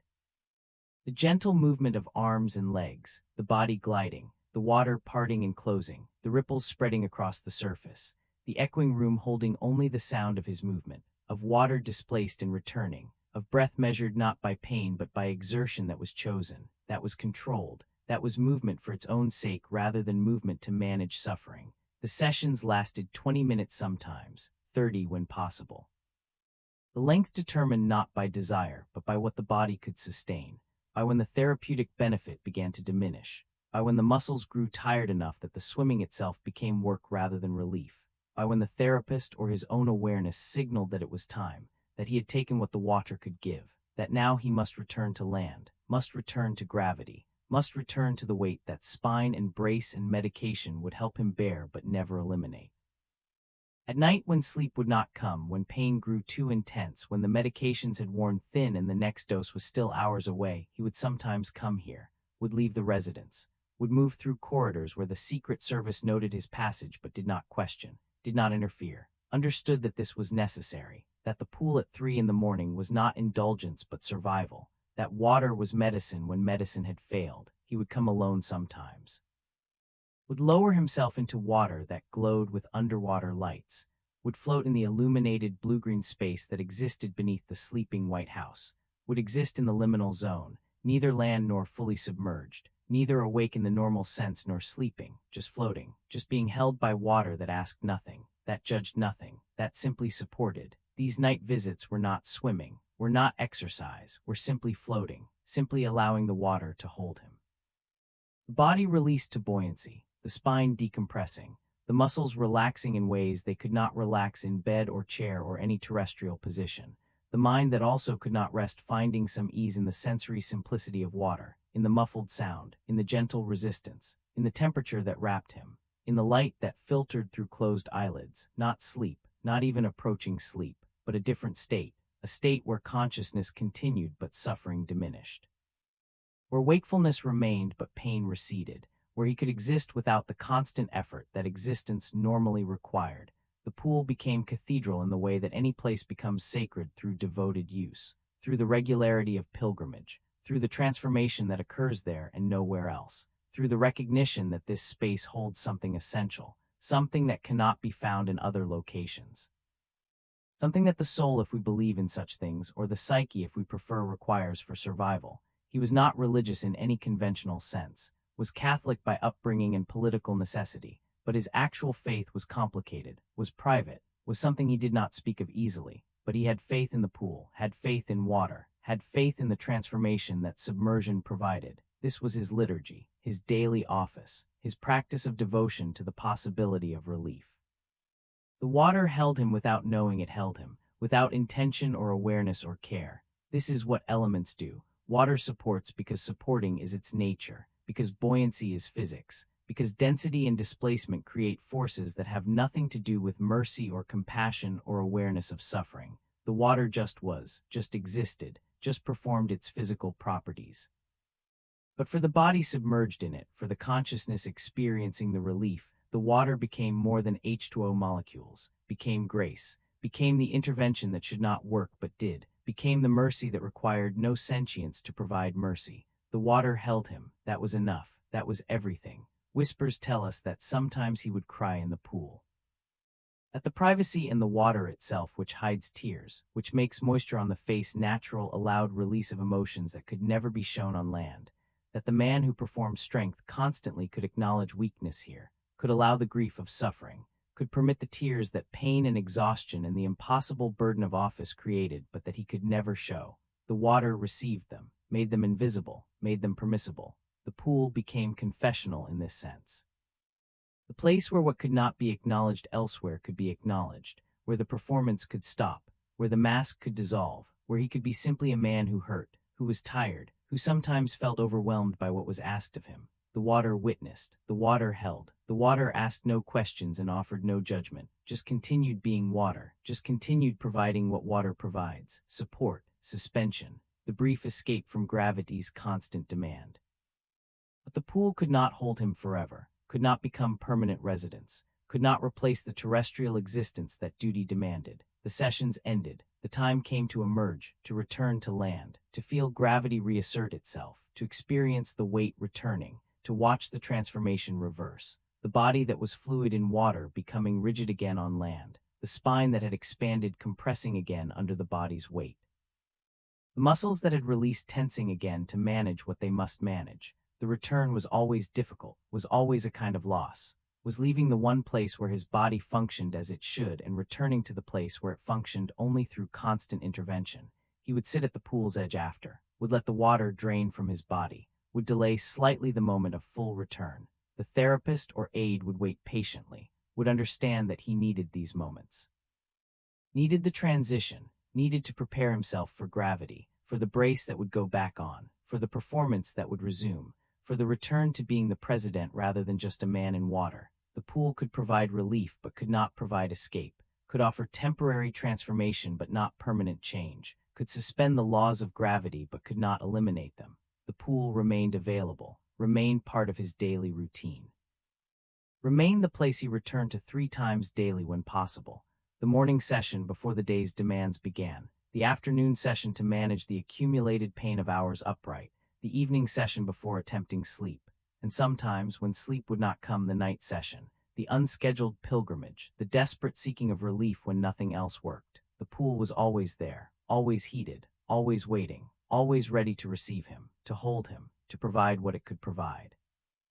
The temporary mercy, the brief reprieve, the moment of weightlessness in a life defined by weight, and when he died, when Dallas took him, when the performance ended and the suffering stopped, the pool remained filled, remained heated, remained ready for a body that would never return. The water that had held him so often held only itself. The space that had provided such relief waited empty. The cathedral had lost its sole communicant, the sanctuary its only pilgrim. The pool existed but no longer served its purpose, no longer transformed suffering into temporary ease, no longer provided the daily baptism of relief, just water, just maintained at proper temperature out of habit or protocol, just existing without the body that had needed it. The pool where gravity released its hold, empty now, waiting forever, the water still, the lights still glowing, the temperature still maintained, everything ready except the one thing that mattered. The body that required holding, the spine that needed support, the man who had found here his only reliable comfort, gone now, but the water remained, would continue being water, would continue offering what it offered, even to absence, even to memory, even to the empty space where his body had floated. The pool holds nothing now but the memory of holding, but the water remembers in its way, in the way that water remembers, by continuing to offer, continuing to support. Continuing to be what it is, ready always to hold, to suspend, to provide relief. The cathedral waits, the water holds vigil, and somewhere in its depths, in the way that sacred spaces hold what occurred there, the pool remembers, the body that found mercy here, the suffering that was briefly eased, the the man who came seeking and found what he sought, the weightlessness, the release, the temporary grace, all preserved in water that continues flowing, continues waiting, continues offering its mercy to the empty air. The pool, the sanctuary, the place where gravity released its hold, forever ready, forever waiting, forever holding space for what once was, for what was lost, for the body that will never again descend into its healing depths. The water waits, still, patient, merciful, empty now, but never quite empty, holding always what it held, remembering always what it provided, the mercy of suspension, the grace of weightlessness, the cathedral of water where a suffering man found brief respite, the pool. Sacred, silent, still. The weight of nuclear codes, the knowledge that decisions made here in rooms where he sat in the rocking chair could end civilization. This was not metaphor, not exaggeration, not rhetorical flourish designed to emphasize importance. This was literal truth, mathematical fact, strategic reality. His authority extended to arsenals that could destroy cities, nations, continents. The entire accumulated effort of human civilization, 10,000 years of building, creating, learning, could be ended by orders he had power to give. The codes traveled with him, in the briefcase called the football, carried by a military aide who was never more than steps away, who followed him from room to room, who stood in corridors while he slept or tried to sleep, who waited outside the pool while he swam, who was present always with the means of ending everything. It is said that this knowledge changes a person. That understanding you possess such power that your decision alone could unleash forces that would kill millions immediately, and billions eventually creates a weight that consciousness carries differently than other burdens, that it is not the same as responsibility for policy or law or budget, not the same as decisions that affect thousands or even millions of lives gradually through governance. This is the power to end the world. Make the choice that prevents tomorrow from occurring, to be the person who decides whether civilization continues. The weight of this is spiritual, is existential, is the burden that presses not on the body but on something else, something deeper, something that does not rest when the body rests, because this weight exists in consciousness itself. For Kennedy, who already could not sleep, whose nights were wakeful, whose body refused the mercy of unconsciousness, this burden made the sleeplessness more profound. More absolute, because how does one surrender to sleep when sleep requires releasing control, when sleep means becoming vulnerable? When sleep happens only through the mind's willingness to stop monitoring, stop calculating, stop maintaining vigilant awareness. How do you let go when the thing you might lose while unconscious is everything, not your life, not your office, but all life, all civilization, all the accumulated human effort that nuclear weapons could erase in the hours you might spend sleeping? The burden lived in him constantly, lived in the awareness that accompanied every moment, that colored every experience. That made even the brief respites, the swimming, the rocking, the rare moments of reduced pain incomplete, because part of consciousness was always tracking this reality, always aware that somewhere in the world nuclear weapons waited, that the Soviet Union had similar arsenals. That miscalculation or misunderstanding or simple human error could trigger exchanges that would end in mutual annihilation, that he stood between civilization and its potential ending, that his judgment mattered in ways judgment had never mattered before, that if he chose wrong, there would be no opportunity to correct the error, no second chances, no recovery, just ending. Some believe this made his sleeplessness worse. That the chronic inability to rest was compounded by the impossibility of releasing vigilance, that his body's refusal to sleep and his mind's refusal to surrender to unconsciousness reinforced each other, created a feedback loop, where physical exhaustion and existential burden combined into something that was more than the sum of its parts, into a state where rest became not just difficult but conceptually impossible. How do you sleep when sleeping means releasing the watch? When consciousness feels like the only barrier between civilization and its ending, when your awareness seems necessary even though rationally you know that others watch, that systems exist, that you personally monitoring every moment is not required or possible. The rational knowledge did not eliminate the felt need, did not make the surrender easier, did not allow rest to come. Whispers tell us that he would sometimes go to the situation room in the middle of the night, would leave the residence where sleep would not come, would descend to the basement where military communications were maintained, where intelligence reports arrived continuously, where the world's threats were monitored by staff who worked in shifts so that someone was always alert, always watching. He would read the reports, would examine intelligence, would check on situations that were developing or might develop, would reassure himself that the world had not ended while he attempted sleep. That civilization persisted, that the nuclear arsenals remained unused, that the systems designed to prevent accidental launch or unauthorized use continued functioning. The visits were not necessary. The staff did their work competently, but he came anyway, driven by the need to know, to see, to verify personally what sleep required, taking on faith. The Cuban Missile Crisis brought this burden to its absolute extreme.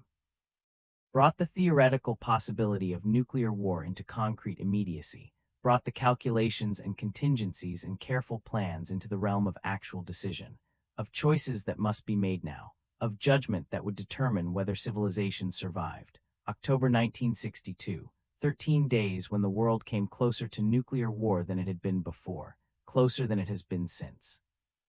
13 days when Kennedy's decisions, his specific choices, his personal judgment would determine outcome, would mean survival or annihilation, would decide whether the species continued. The crisis demanded perfect clarity, perfect judgment, perfect strategic thinking under pressure that exceeded any pressure he had faced, and Kennedy brought to it a body that had not slept properly in years, a mind that was medicated with steroids and painkillers and stimulants. Consciousness that operated under the accumulated deficit of chronic sleep deprivation. A person who was already functioning at the edge of capacity being asked to function beyond capacity, being required to make decisions of ultimate consequence while his body and mind operated in states that would disqualify most people from making any significant decisions at all. The meetings lasted hours, required sustained concentration, required processing intelligence that was incomplete. That was sometimes contradictory, that required interpretation, required assessing Soviet intentions based on partial information, required reading Khrushchev through fragmentary evidence, required balancing military advisors who urged immediate strikes against diplomatic options that might prevent war, required maintaining composure while calculating odds of survival, while understanding that choosing wrong meant ending everything. The meetings were exhausting for everyone. For Kennedy, who began each day already exhausted, who sat in the rocking chair because sitting still was unbearable, who felt pain constantly, and managed it imperfectly through medications that disturbed sleep and clouded thinking for him, the meetings were something else, were tests of whether will alone could substitute for rest, whether chemistry could replace sleep, whether performance could be maintained through moments that required absolute clarity when clarity had become almost impossible. He took injections before critical meetings, took stimulants to maintain alertness that his body wanted to relinquish, took pain medication to allow sitting through hours-long sessions without visible suffering.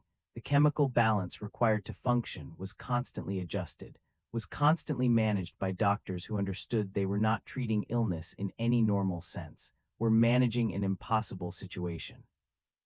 We're keeping someone functional through a crisis that demanded perfection when perfection was beyond what his condition allowed. The doctors understood that this was not sustainable, that the toll would be severe, that they were essentially forcing the body beyond its limits. But what choice existed? The crisis would not pause for rest, would not wait for recovery, required decisions now, required the president to function now.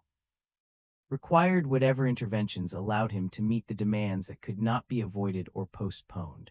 Later analysis would show that he chose well, that the decisions made during those 13 days prevented war, that the blockade was the correct option, that the diplomatic backchannels worked, that stepping back from the brink was possible even when it seemed impossible. That the outcome, Soviet missiles removed from Cuba, American missiles quietly removed from Turkey, crisis resolved without firing weapons that would have triggered escalation that would have ended in mutual annihilation, was optimal given the constraints. The decisions were correct. History judges them so. The world survived because he chose well, because his judgment under impossible pressure was sound. Because even exhausted, medicated, in pain, sleep-deprived, functioning on chemistry rather than rest, he still managed to assess correctly, still managed to choose wisely, still managed to navigate the most dangerous moments with clarity that prevented catastrophe. But what was the cost? Not to the world survived, the cost was avoided. But what was the cost to him? To the body that was already failing, to the mind that was already operating beyond sustainable capacity. What did those 13 days extract from someone who had no reserves left, who was already giving everything just to function normally? who was now required to give more when more should have been impossible. The crisis ended, the world continued, and Kennedy returned to the sleep that would not come, returned to the pain that medication only partially managed, returned to the nights of rocking and walking and waiting for dawn, but he returned diminished, returned more exhausted. Returned having used something that could not be replaced, having burned resources that were finite, having asked of his body and mind more than they had left to give. Some believe the crisis marked a turning point, that something broke during those 13 days that had been barely holding together before, that the sustained stress and sleeplessness and chemical intervention required to maintain function through the crisis extracted payment that could not be recovered from. That after October 1962, the decline accelerated, that the toll became visible to those who knew how to look, that the performance became harder to maintain, that the gap between what was required and what the body could provide grew wider. The evidence is subtle, is not dramatic, is simply the quiet observation that after the crisis he seemed more tired, more drawn, more dependent on the interventions that allowed function. The medications increased. The doctor visits became more frequent. The concern of those closest to him intensified. Something had shifted. Something had been spent that could not be replenished. The burden that daylight could not lift continued after the crisis ended, continued through the year that remained before Dallas. The nuclear code still traveled with him. The football still followed. The weight still pressed. The responsibility still existed. The awareness that his decisions could end everything remained constant. Remained the background against which all other suffering occurred. The pain could be managed somewhat. The sleeplessness could be endured. But the burden, the knowledge of what power he held, what consequences his choices carried, this could not be set down, could not be shared, could not be managed through medication or swimming or any intervention except the ending of the presidency itself. And that ending was years away, or should have been years away, or would have been years away except that Dallas came. And with it, release from burden that had grown unbearable, release from responsibility that had required more than he had to give, release from the weight that daylight could not lift and that darkness made heavier. The burden remains in memory, remains in the historical record, remains in the understanding that someone carried this weight while barely able to carry their own body's weight. That someone made decisions of ultimate consequence while consciousness operated in states that should have precluded decision-making. That someone maintained judgment while judgment was compromised by every factor that can compromise judgment: pain, exhaustion, medication, chronic illness, sleep deprivation that had accumulated over years into a deficit that could never be repaid. The burden was carried. The decisions were made. The world survived. But the cost was extracted from the person who carried it. From the body that bore it, from the consciousness that maintained it through effort that left nothing in reserve. The burden that daylight could not lift, that pressed equally in darkness and light, that existed in waking and in the sleeplessness that replaced sleep, that was with him constantly until Dallas released him, until burden and bearer both were suddenly, violently gone. The weight remains, recorded in history, preserved in memory, testimony to what was required and what was paid, the burden. The responsibility, the impossible weight carried by someone who should not have had to carry it, who carried it anyway, who bore it until he could bear it no longer, until the burden and the life ended together. The weight, the cost, the price of standing between civilization and its ending while barely able to stand at all, forever remembered, forever testimony, forever the burden that daylight could not lift. The pharmacy became vast, grew with each passing year, expanded with each new symptom that required management, each side effect that demanded intervention, each complication that needed its own chemical solution. The bottles multiplied, the prescriptions accumulated, the daily ritual of pill-taking became longer, more complex, more carefully choreographed. Cortisone for the dying adrenal glands, this was non-negotiable, was survival itself. Painkillers for the back that would never heal. Stimulants to counteract the fog that painkillers created. Sleeping pills that failed to bring sleep but had to be tried anyway. Antibiotics for the infections that came frequently that his suppressed immune system could not fight alone. Medications for the colitis that made digestion painful, antihistamines for allergies, testosterone to counter the effects of steroids, thyroid medication for the gland that also failed to function properly. The list grew, became pages long. Became a pharmaceutical symphony that required conducting, that required precise timing and careful balance and constant adjustment. It is said that each medication carried a voice, not literally, not in the sense of audible speech, but in the sense that each chemical created its own presence in consciousness, its own quality of being, its own alteration to how existence felt from inside. The cortisone spoke in the language of artificial wakefulness. Of eyes that would not close when closing should be natural, of thoughts that raced when thinking should slow, of restlessness that made stillness impossible. The voice was insistent, was constant, was the price of staying alive. The cortisone said, I keep your blood flowing, I maintain your pressure. I allow your body to function when it would fail without me, but I take sleep in payment. I take rest as my fee. I keep you alive and I keep you awake. Both are true. Both are my gift and my cost. The painkillers whispered differently, spoke in softer tones, in the language of distance, of fog that settled over sharp sensations, of the gap that opened between suffering and awareness of suffering. The pain remained. This was important to understand. The damage continued. The nerves kept signaling their alarm, but the consciousness that received these signals was altered, was made separate somehow, was given space between the body's complaint and the mind's experience of complaint. The painkillers said, we do not heal, do not repair, do not address what is broken.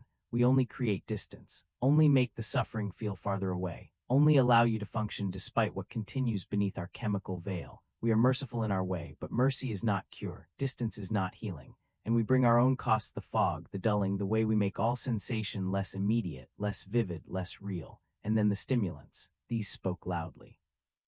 Spoke in sharp, urgent voices, in the language of forced alertness, of energy that was borrowed rather than generated, of wakefulness that was chemical rather than natural. The stimulants said, we give you what sleep should give you what rest should provide, but we give it falsely, give it a cost that will come due later. We create the appearance of energy while depleting actual reserves. We allow performance while underlying exhaustion deepens. We are necessary because your body will not provide what duty demands, but we are not sustainable, are not infinite, are drawing on resources that are finite, that are being consumed, that will eventually be exhausted. Some believe that Kennedy became deeply aware of these voices, that chronic use made him conscious of how each medication altered experience, changed perception, shifted the quality of consciousness, that he learned to distinguish between what he felt naturally and what chemistry created. That he could sense the cortisone's wakefulness settling in after the morning dose, could feel the painkiller's fog descending an hour after injection, could track the stimulant's sharp arrival and their gradual fading, that his consciousness became attuned to its own chemical modulation in ways that most people never experience, never need to experience, that he lived in constant awareness of being chemically mediated, chemically sustained, chemically altered. This created a particular philosophical problem. A question that haunted the wakeful hours: which thoughts were his own, which feelings were authentic, which responses arose from genuine engagement with the world and which were artifacts of the chemistry that flooded his system.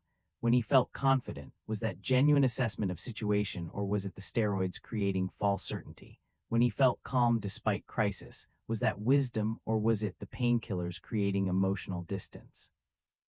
When he felt alert and focused, was that true clarity, or was it the stimulants forcing his exhausted brain into artificial wakefulness?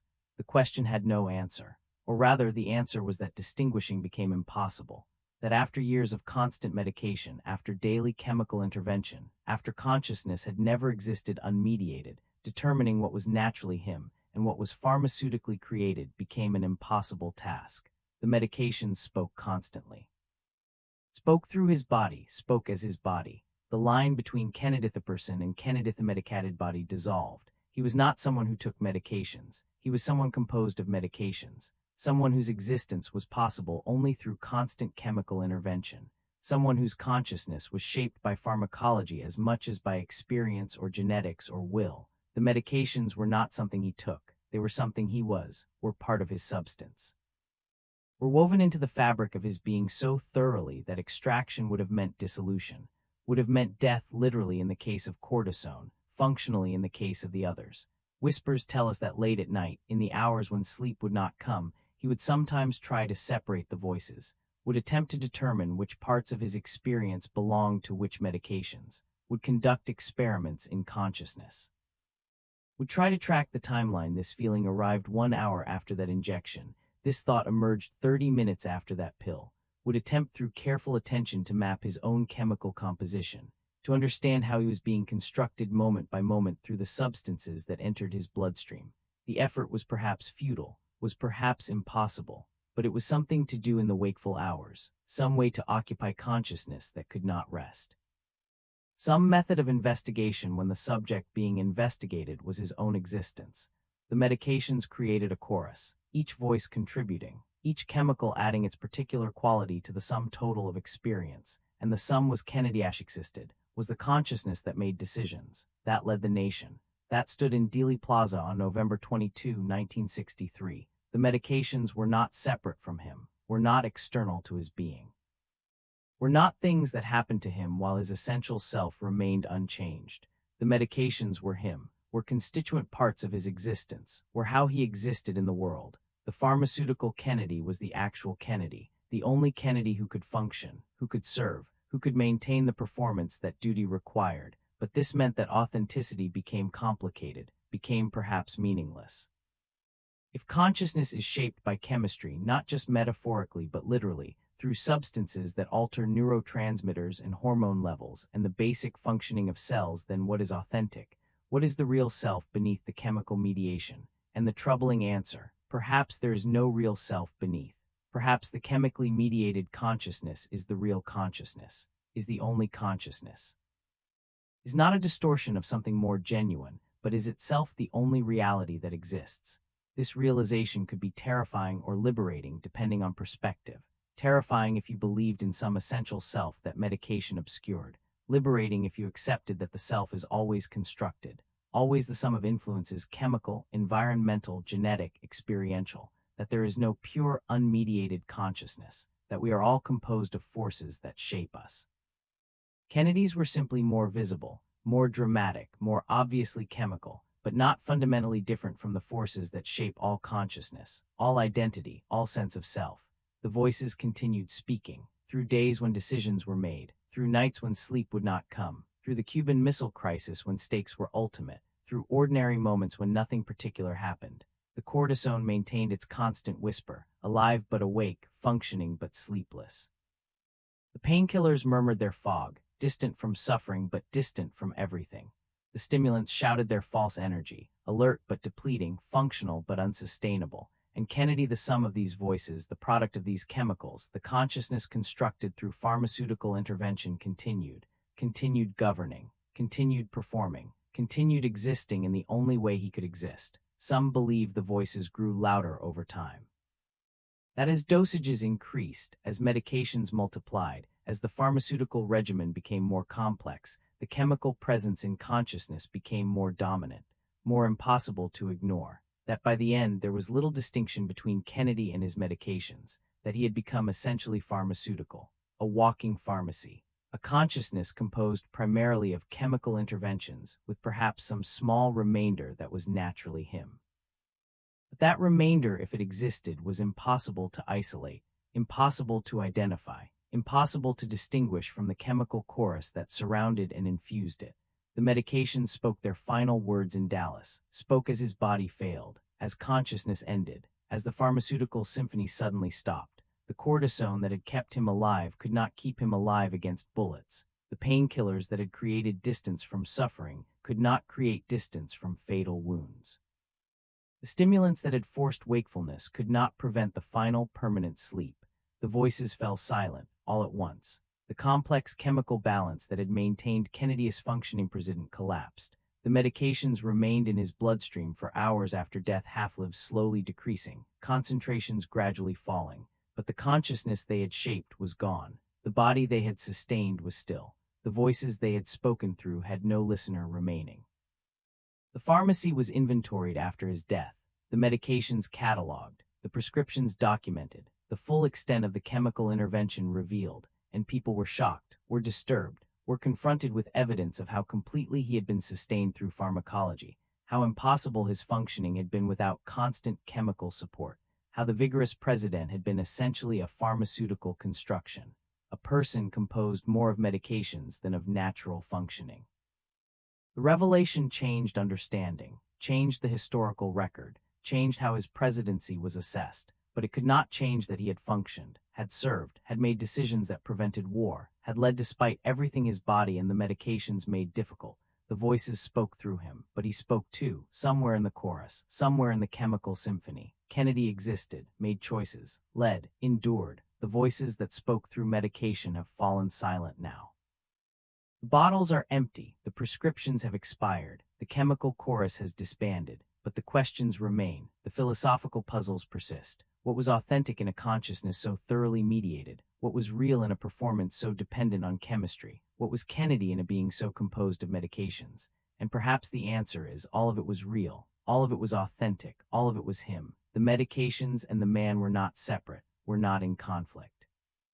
We're not opposed forces, we're integrated, we're unified, we're the single being who served as president, who suffered privately, who maintained the performance until the performance ended. The voices spoke, through him as him, and he listened and spoke back, and existed in dialogue with the chemicals that made his existence possible, until Dallas silenced everything, until the voices stopped, until the medications could no longer sustain what they had sustained so long. The pharmacy closed. The voices ended, and Kennedy, compound of chemistry and consciousness, product of medications and will, being composed of both and neither and something more than either, Kennedy became memory, became history, became the testimony to what can be born, what can be sustained, what consciousness composed of pharmacology can achieve before chemistry fails and silence comes. The voices spoke. Now they are remembered, forever asking which words were his, which were the medications. And forever answering, the distinction was always meaningless. They were one. They were him, the voices, the medications, the man, all together, all real, all authentic in their way, all silenced now, but speaking still through memory, through the record, through the preserved understanding that consciousness can be chemical and authentic simultaneously, that medication can be substance and self both, that the voices that spoke through him were him speaking. Forever, the pharmaceutical president, the medicated consciousness. The man composed of chemistry, speaking still, through silence, through absence, through the memory of voices that once sustained a life that should not have been sustainable, but was until it ended. The voices, the medications, the man, forever speaking, forever silent, forever both. Image was powerful, was politically necessary, was what allowed him to defeat an older opponent in 1960, was what allowed him to project future rather than past, to embody change rather than continuity, to represent the promise that a new generation could lead with energy that previous generations had lost. The contrast was deliberate, was carefully constructed, was the foundation of the campaign. Kennedy young and vigorous, Nixon tired and drawn. The famous debates made this visible.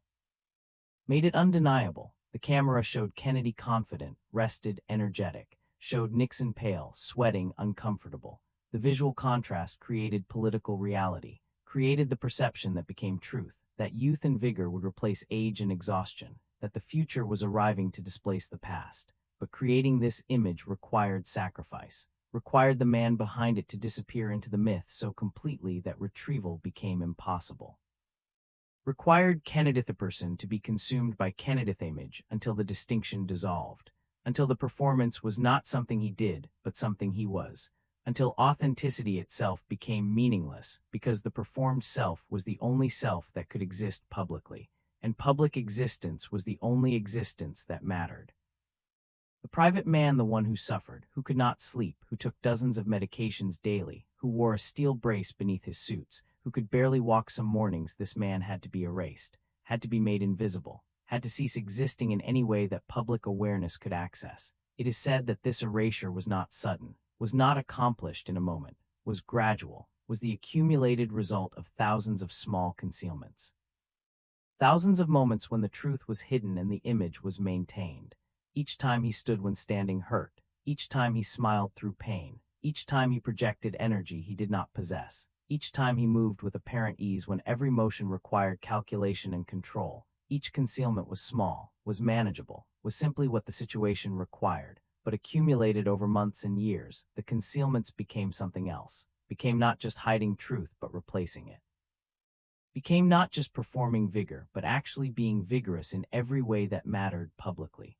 The private suffering became irrelevant, became the hidden cost of public performance, became the sacrifice required to maintain the myth that the nation needed. Some believed this was a kind of martyrdom, not the dramatic martyrdom of dying for a cause, but the slower martyrdom of living for an image, of sacrificing authentic selfhood daily for public necessity. of allowing the real to be consumed by the ideal so thoroughly that the real ceased to exist in any meaningful sense. Martyrdom requires willing sacrifice, requires offering something precious for something believed to be more important. Kennedy offered his authentic experience, his right to acknowledge suffering, his ability to exist as someone who was sick rather than someone who performed health.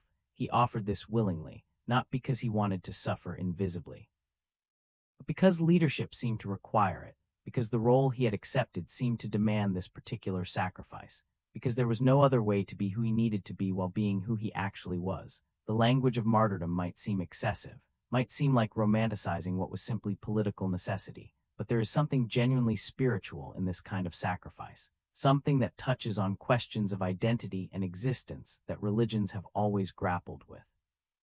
What does it mean to lose yourself, to give up authentic being for a role that serves others, to allow the self you experience privately to be made invisible so that the self others need can shine? These are questions of spiritual sacrifice, of death and resurrection, of the person who dies so that something else, something needed, something valuable, something that serves a purpose larger than individual existence can live. Kennedy died daily in this sense. Died to his suffering each morning when the transformation ritual began, when medications were taken and injections given and the back brace strapped tight, when the performance began and the suffering man became the vigorous president. This was resurrection in reverse, was not rising from death to life but descending from authentic life into performed existence, was not triumph over suffering but concealment of it, was not healing but hiding, and yet it served, it functioned. It allowed leadership that would have been impossible if truth had been spoken, if suffering had been acknowledged, if the myth had not been maintained. Whispers tell us that the cost of this sacrifice was loneliness, was the particular isolation that comes from being seen only as image, from having no one who knows you as you actually are, from existing always as performance. His wife knew some of the truth, his doctors knew more, but even they could not fully access his experience, could not feel his pain, could not inhabit his consciousness as it was shaped by medications and exhaustion and the constant effort of maintaining appearance contrary to reality. He was alone in the full knowledge of what the performance cost, was alone in the experience of being simultaneously the vigorous president and the suffering man, was alone in the gap between what appeared and what was. This loneliness was profound, was the loneliness of being unseen, of being known only as myth, of having no space where authentic self could simply exist without calculation or concealment or constant vigilant maintenance of image. The myth required his destruction because myths cannot coexist with messy human reality, cannot allow the acknowledgement that heroes are also humans who suffer, who fail, who need help, who cannot always be strong. Myths require simplification, require the removal of contradictions, require that the image be clean and clear and uncomplicated by the kinds of difficulties that actual humans face. Kennedy the myth was vigorous, energetic, youthful, healthy, strong. Kennedy the man was chronically ill, exhausted, medicated, in pain, barely functional. These two cannot exist in the same space, cannot both be acknowledged, so one must be sacrificed, must be erased, must be made invisible so the other can shine. The man was sacrificed for the myth, was destroyed so the image could live. But destruction is perhaps too simple a word, implies too much violence, too much conflict. The relationship between Kennedy and his image was more complex, more collaborative. He participated in his own erasure, chose it, maintained it, protected it. The image was not imposed on him against his will, was not something that happened to him while his authentic self struggled against it. The image was his creation, his decision, his willingness to sacrifice private truth for public necessity. He was both martyr and priest, both victim and executioner, both the self that was destroyed and the force that destroyed it.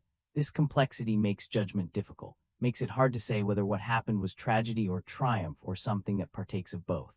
Some nights in the wakeful hours, perhaps he wondered which was real, the suffering man or the vigorous president, the private pain or the public strength. Perhaps he stood before mirrors, literal or metaphorical, and tried to determine which reflection showed truth, which self was authentic, whether the performance had become so complete that it was no longer performance, whether the myth had consumed him so thoroughly that he had become the myth, whether there was any remainder, any part of him that was not image, not construction, not performance. And perhaps the answer that came in darkness was disturbing.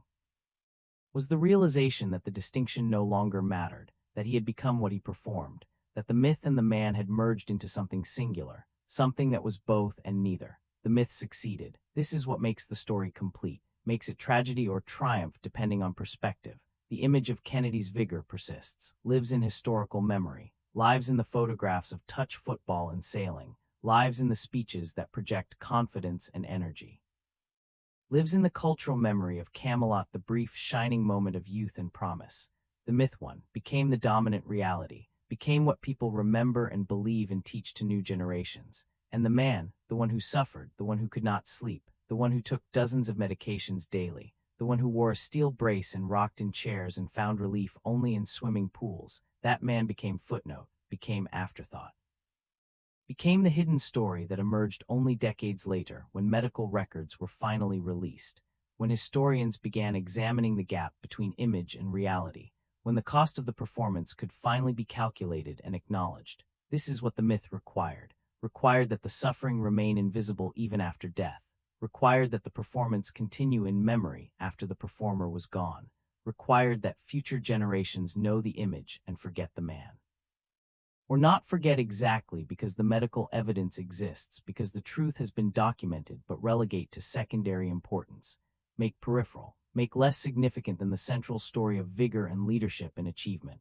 The suffering becomes interesting detail rather than central truth, becomes the asterisk rather than the text, becomes the hidden cost rather than the primary reality. Perhaps this was necessary. Perhaps the nation required the myth. Perhaps leadership demands the sacrifice of authenticity. Perhaps there is no other way to inspire, to lead, to embody the hopes that people project onto their leaders. Perhaps Kennedy understood this, understood that his suffering had to remain invisible not from vanity but from necessity, not because acknowledging it would be embarrassing, but because acknowledging it would undermine the very thing he was trying to achieve, the performance of strength that allowed actual strength. Image of vigor that permitted vigorous leadership, the myth that made reality possible. Or perhaps it was tragic. Perhaps the sacrifice was unnecessary. Perhaps honesty about his condition would have allowed equal or greater leadership. Perhaps the nation could have handled the truth. Perhaps the performance cost more than it provided. Perhaps Kennedy died not just in Dallas but daily, gradually, through the slow consumption of authentic self by performed image for a myth that was not worth the price. Perhaps the vigorous president could have existed alongside the suffering man.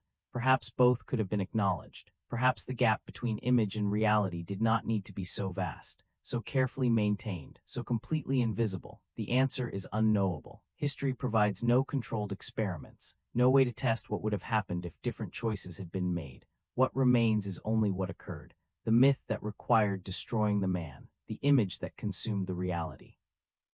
Performance that became so complete that performer and performance merged into something that was neither fully authentic nor fully fictional, something that was both truth and lie, both real and constructed, both Kennedy Ashuas and Kennedy Ashneeded Tobe. The myth lives in memory, in history, in the way we speak of Kennedy still, the vigor, the youth, the energy, the promise of new generation. These remain, these persist. These are what Kennedy means in cultural memory. And the man, the suffering man. He rests now, released from the burden of performance, released from the necessity of maintaining the image, released from the daily sacrifice of authentic being for public need. The suffering has ended, the pain is gone, the sleepless nights are over, the medications no longer course through his bloodstream, the performance has stopped, and what remains is the myth, pure, uncomplicated by suffering, preserved in the form he worked so hard to create and maintain. The myth that required destroying the man succeeded. The man was destroyed, the myth endures, and somewhere in that success, in that persistence, in that continuation of image beyond the life that sustained it, perhaps the sacrifice was justified, perhaps the cost was worth paying, perhaps the man who suffered would accept that his suffering served purposes that made the suffering worthwhile. Perhaps, we cannot know, can only witness that the myth succeeded, that the image persists. That Kennedy the vigorous president lives in memory while Kennedy the suffering man fades into footnotes. The myth required his destruction, and the destruction was accomplished, completely, perfectly, finally. The man is gone, the myth remains, forever vigorous, forever young, forever the image he died daily to create. The sacrifice was complete, the martyrdom successful, the myth triumphant, and the man rests in Arlington, beneath eternal flame, his suffering finally ended. His performance finally complete, his myth finally independent of the body that created it. The destruction that the myth required has been achieved. The man is memory, The myth is history, forever. After Dallas, after the mourning, after the funeral with its riderless horse and its muffled drums, after the nation wept and buried and began the slow work of continuing without him, after the immediate grief settled into the long grief that comes when someone dies too young, after the martyrdom was complete and the canonization begun, after all of this, after the performance had ended and the performer was gone, after the image was frozen in time and the man was buried in Arlington, after. The questions began, the slow questioning that comes when shock fades and analysis becomes possible, when grief permits investigation, when loss allows examination of what was lost. The questions came slowly, carefully, respectfully at first, then more insistently, then with the determination that drives historical inquiry when the stakes are high and the answers matter. What was the truth? This was the fundamental question, the question beneath all other questions. What was the truth about the man who had been president? About his health, about his suffering, about the gap between what appeared and what was? The question was not simple curiosity, was not merely historical interest, was urgency born from recognition that if the performance had been this complete, if the gap between image and reality had been this vast, then perhaps everything needed re-examination. Perhaps the presidency itself needed understanding differently. Perhaps leadership required rethinking if leaders could be this sick while appearing this healthy, this damaged while projecting this strength, this medicated while performing this clarity. It is said that the truth emerged slowly, piece by piece, fragment by fragment, first in whispers among those who had known, who had been close enough to see past the performance, then in memoirs published years later by staff who felt the obligation to record what they had witnessed. Then in medical records that were finally unsealed, finally released to historians who could examine them, who could catalog the medications, who could document the extent of the illness, who could measure the gap between the vigorous president and the suffering man. The truth came in stages, came reluctantly, came only when enough time had passed that revelation would not seem like betrayal, would not dishonor memory, would serve historical understanding rather than sensationalism. The medical records were shocking, even to those who expected to find evidence of illness.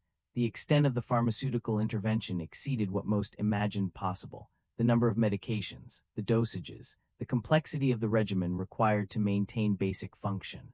Cortisone in multiple forms, oral, injectable, topical, testosterone to counteract the steroids, thyroid medication, antibiotics for chronic infections. Painkillers including codeine, Demerol, methadone, procaine injections directly into muscles. Stimulants including amphetamines, medications for colitis, for allergies, for sleep though the sleep medications failed to bring sleep. The list went on, page after page, prescription after prescription, the accumulated evidence of a body that could not function without constant chemical support, without daily, hourly intervention. Without the pharmaceutical symphony that allowed performance while the body slowly failed beneath the surface. Some believe the revelation changed everything, changed how his presidency was understood, changed assessments of his judgment, changed questions about whether someone so compromised should have served, changed the mythology that had been built so carefully, changed Kennedy from the vigorous hero to something more complex, more human, more troubled, someone who led while suffering, who made decisions while medicated, who functioned at the edge of capacity while appearing to function with ease. The revelation made him simultaneously more impressive and more troubling, more admirable for what he accomplished despite his conditions, more concerning for the risks his conditions posed to decision-making, to judgment, to the clarity required for leadership. Whispers tell us that the doctors who treated him, those who survived him, those who were willing to speak testified carefully. Acknowledged the medical realities while defending the necessity of what they did. Yes, the pharmaceutical regimen was complex. Yes, the dosages were high. Yes, the combination of medications was dangerous. Yes, by modern standards, some of the treatments were questionable. Dr. Jacobson's injections should never have been administered. The cocktail of amphetamines and steroids and vitamins in doses that exceeded safety, this was not responsible medicine. This was enabling rather than treating. But what were the alternatives? The Addison's disease required steroids. This was not optional. This was survival. Without cortisone, he would have died. The back pain required management. Leaving him in constant agony was not acceptable, was not humane, was not compatible with functioning at all, let alone functioning as president. The medications were necessary. were the only way to bridge the gap between what his body could provide and what the office demanded. The doctors spoke of the impossibility of their position, of being asked to keep someone functional who should not have been functional, who should have been on disability, who should have been resting rather than leading. But he was president. The office did not accommodate illness, did not permit rest, did not allow for the acknowledgement of limitation. So they did what they could, provided what interventions would allow him to continue, managed the symptoms as best they could, maintained the chemical balance that permitted performance. They were not proud of everything they did, were not comfortable with all the choices they made, but given the constraints, given what was required and what was possible, they did what seemed necessary, what seemed like the only option, what allowed him to serve while suffering. Medical ethicists who examined the case decades later were less forgiving, pointed to the clear violations of medical principles. The duty to the patient's health rather than to their ability to perform a role. The obligation to recommend rest, limitation, acknowledgement of disability rather than facilitating continued overexertion. The responsibility to refuse to enable when enabling means harming. The doctors who treated Kennedy, these ethicists argued, failed in their fundamental duty, failed to protect their patient from himself, failed to prioritize health over performance, failed to say no when no was the only ethical answer. The criticism was severe, was unsparing, was the judgment that comes with distance and hindsight and the luxury of ethical clarity when the stakes are only theoretical. But those who defended the doctors pointed to the reality of the situation, to the fact that Kennedy was not just a patient, was president, was the person whose decisions affected millions, whose clarity mattered not just to himself but to the nation, to the world.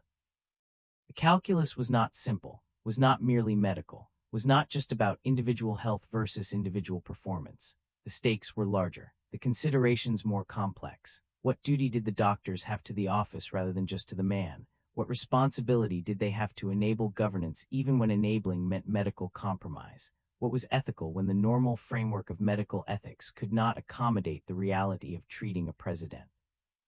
The questions have no definitive answers, remain disputed, remain the subject of medical ethics cases taught in schools where future doctors learn about the complexities of treating powerful patients, of managing the tension between patient welfare and public duty, of navigating situations where the rules designed for ordinary medical practice do not clearly apply. The Kennedy case becomes teaching tool, becomes cautionary tale, becomes the example of what can go wrong when medical judgment becomes entangled with political necessity, when doctors serve the office rather than the person, when performance becomes more important than health. Some believe that the revelation of Kennedy's conditions should have come earlier, should have been disclosed during his lifetime, that the public had right to know, had right to understand that the person leading them was chronically ill, was heavily medicated, was functioning at the edge of capacity. That voters deserved this information when making decisions about leadership, that democracy requires transparency about the health of those who govern, that concealing the extent of Kennedy's suffering and the pharmaceutical intervention required to maintain him was fundamentally dishonest, was betrayal of democratic principles, was deception that undermined informed consent of the governed. Others argue that the concealment was necessary, that disclosure would have been disabling, would have prevented his service, would have made governance impossible because every decision would be questioned, every judgment would be doubted, every action would be viewed through the lens of his medications and conditions, that the performance, however costly to him, personally allowed effective leadership that honest disclosure would have prevented, that sometimes the gap between public image and private reality serves purposes that justify the deception. That Kennedy's concealment of his suffering was necessary sacrifice for effective governance, was what leadership sometimes requires, was the price of being able to serve while sick. The debate continues, will continue, has no resolution because the values in tension: transparency versus effectiveness, honest disclosure versus practical governance, individual health versus public duty cannot be easily reconciled, cannot be weighted definitively, cannot produce answers that satisfy everyone. The Kennedy case remains contested, remains the example that different perspectives interpret differently. That proves different points depending on which values you prioritize. That demonstrates the impossibility of clear ethical judgment when competing goods and competing harms exist simultaneously. But beneath the ethical debates, beneath the medical analysis, beneath the historical examination, Beneath all the words that have been written and spoken about Kennedy's health and the decisions made to manage it, beneath all of this lies something simpler, lies the human reality that precedes ethical judgment, lies the fact of suffering, the fact that one person endured years of pain and sleeplessness and medication and performance, that one consciousness inhabited a body that would not cooperate, that would not rest, that would not be well, that required constant intervention just to function minimally. That this was his lived experience regardless of whether it should have been disclosed or concealed, regardless of whether the doctors acted ethically or unethically, regardless of whether he should have served or should have stepped down. The suffering was real, was his daily existence, was what he endured privately while maintaining publicly the image that the nation needed. This suffering matters not just as historical fact, not just as evidence for ethical debates, not just as data point in discussions about presidential health disclosure. The suffering matters as human experience, as testimony to what can be borne, as evidence of endurance that exceeds what seems possible, as reminder that consciousness can persist through conditions that should make persistence impossible, that can sustain performance when the body provides no foundation for performance, that humans are both more fragile and more resilient than we imagine, more limited and more capable, more bounded by physical reality, and more able to transcend those boundaries through determination and necessity, and the refusal to be stopped by what should stop us. Kennedy's suffering teaches something about limitation and possibility, about the body and the will, about performance and authenticity, about the costs of maintaining images, about the prices we pay for achievement, about the gaps between what appears and what is, about the loneliness of being seen only as image while existing as complexity. About endurance, about sacrifice, about the particular martyrdom of living for a role rather than dying for a cause, about pain, about sleeplessness, about medication, about all the small daily struggles that constitute chronic illness, about continuing despite everything that suggests stopping, about functioning when function should be impossible. The silence that holds the question is the silence after speaking, is the space after all the analysis and debate and examination, is the place where questions remain even after answers have been offered. The question beneath all questions: what does it mean? What does Kennedy's suffering and concealment and performance mean? What does it teach? What does it reveal? About leadership, about humanity, about the relationship between private suffering and public role, about what we ask of those who govern, about what they give, about whether the transaction is fair or exploitative or necessary or tragic. Silence holds these questions without resolving them, holds them in the space where certainty cannot reach, where easy answers fail, where the complexity remains irreducible, where Kennedy exists still in memory, in history, in the continuing examination of what his presidency meant and cost and achieved. He exists in multiplicity, in contradiction, as vigorous president and suffering man, as performer and authentic self, as myth and reality, as image and human, both simultaneously. Both truly, both preserved in the silence that refuses to choose between them, that insists both matter, both are real, both deserve acknowledgement. The eternal flame burns in Arlington, burns constantly, never dimmed by weather or time, never extinguished by wind or rain, burns as memorial, as symbol, as testimony to something, though what exactly it testifies to remains disputed, to the life, to the presidency, to the martyrdom, to the sacrifice, to the performance, to the suffering. All of these, the flame burns without answering, burns as question more than answer, burns in the silence that holds more than words can speak. The flame, the silence, the question, all waiting, all present, all testifying to complexity that cannot be reduced. To Kennedy, who remains what he was: multiple, contradictory, both myth and human, both image and suffering, both vigorous and broken. The silence holds him, holds the question, holds the mystery of what it meant to be him, to live as he lived, to suffer as he suffered, to perform as he performed, to endure until endurance ended. The silence, the question, the flame, all burning still, all holding still the truth that cannot be fully spoken but cannot be forgot. Kennedy, the president, the man, the suffering, the performance, the cost, the achievement, all held together in silence that refuses to resolve into simple truth, that insists on complexity, on contradiction, on the preservation of questions alongside whatever answers we can manage. The silence, holding, questioning, burning, forever. In the end, what remains is the image of a light burning in a window, a single rectangle of illumination against the darkness of Pennsylvania Avenue, a beacon that spoke not of vigilance chosen but of rest denied, of consciousness that continued when consciousness should have released its hold, of one person moving through rooms designed for repose but offering none. This image persists. Not in photographs, there are no photographs of those private, wakeful hours. Not in documentation, the logs note only that the president was awake, not what the wakefulness felt like from inside. The image persists in imagination, in the space where history meets empathy, where facts become story, where the documented life of a president becomes the human experience of a man who could not sleep. It is said that every story contains all stories, that the particular illuminates the universal. That Kennedy's sleeplessness speaks to something larger than his individual suffering, speaks to what it means to inhabit a body that will not cooperate with what the spirit demands, to carry burdens that consciousness cannot set down, to perform strength while experiencing weakness, to maintain images that contradict felt reality, to endure. These are not just Kennedy's experiences. These are human experiences that his extreme circumstances magnify, make visible, make impossible to ignore or dismiss. His sleepless nights become every sleepless night. His pain becomes pain itself.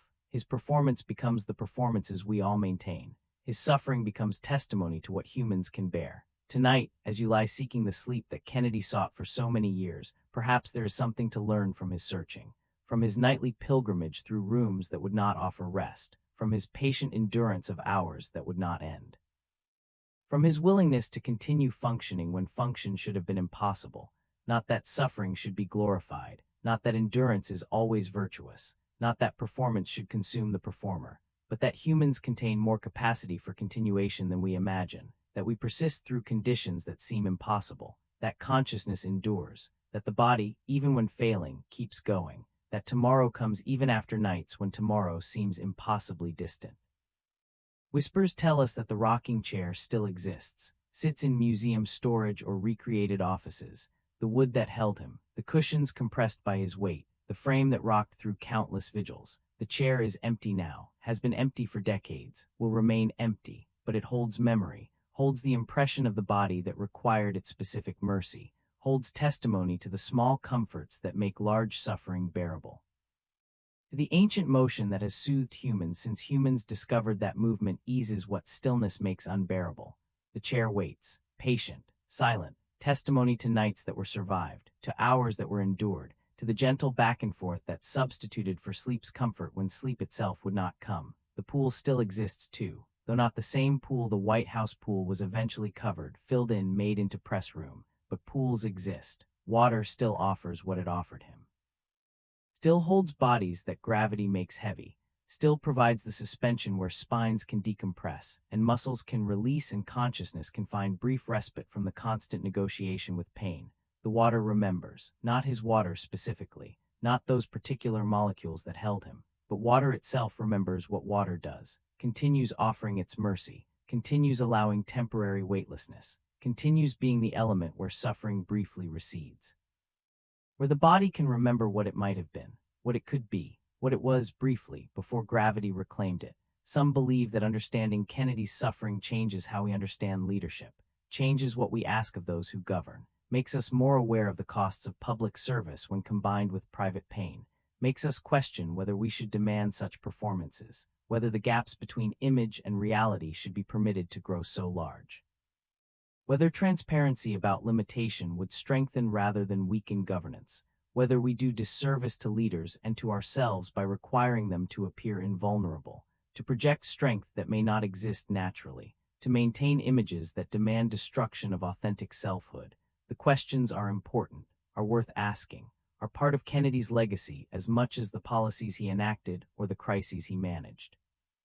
But perhaps understanding Kennedy's suffering also teaches something simpler, something more immediate, something that applies not just to presidents but to all who suffer privately while functioning publicly, who maintain performances while experiencing pain, who endure sleepless nights while projecting rested competence, who inhabit the gap between what appears and what is. Kennedy's story is extreme, is dramatic, is amplified by the stakes of presidential decision-making and the intensity of public scrutiny, but the fundamental experience of suffering that must be hidden, of performance that must be maintained, of the loneliness of being unseen, this is not unique to presidents. This is human experience that many know. That chronic illness teaches, that pain instructs, that exhaustion reveals. Kennedy's suffering was his own, but it speaks to something shared. Something universal in the human condition of inhabiting flesh that sometimes fails us, that sometimes will not provide what we need, that sometimes refuses the mercy of rest. Tonight, in whatever room you occupy, seeking sleep that may come easily or may require patience, perhaps there is comfort in remembering that you are not the first to lie awake, not the first to watch darkness slowly thin toward dawn, not the first to feel exhaustion that will not become unconsciousness. Kennedy walked before you through wakeful hours. Others walked beside you in their own darkness.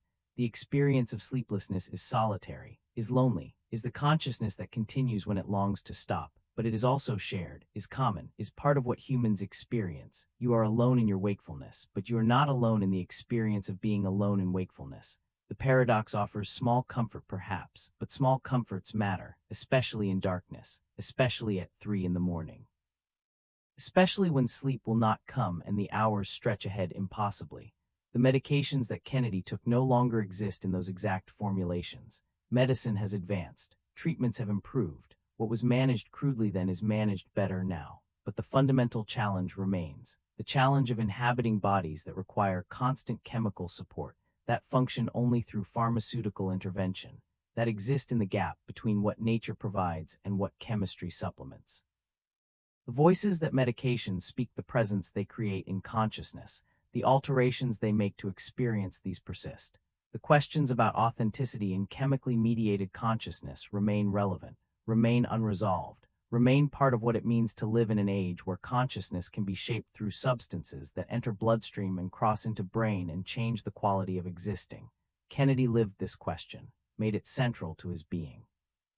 Became testimony to what it means to be composed of chemistry, to be sustained through pharmacology, to exist as both natural and artificial simultaneously, the performance that consumed the performer, the myth that required destroying the man, the image that was maintained at such cost. These are Kennedy's particular story, but they point to something larger, to the prices we pay for achievement, to the sacrifices required for public roles, to the ways that meeting external demands sometimes means neglecting internal realities, to the cost of being seen only as what we produce or perform rather than as who we are in our complexity.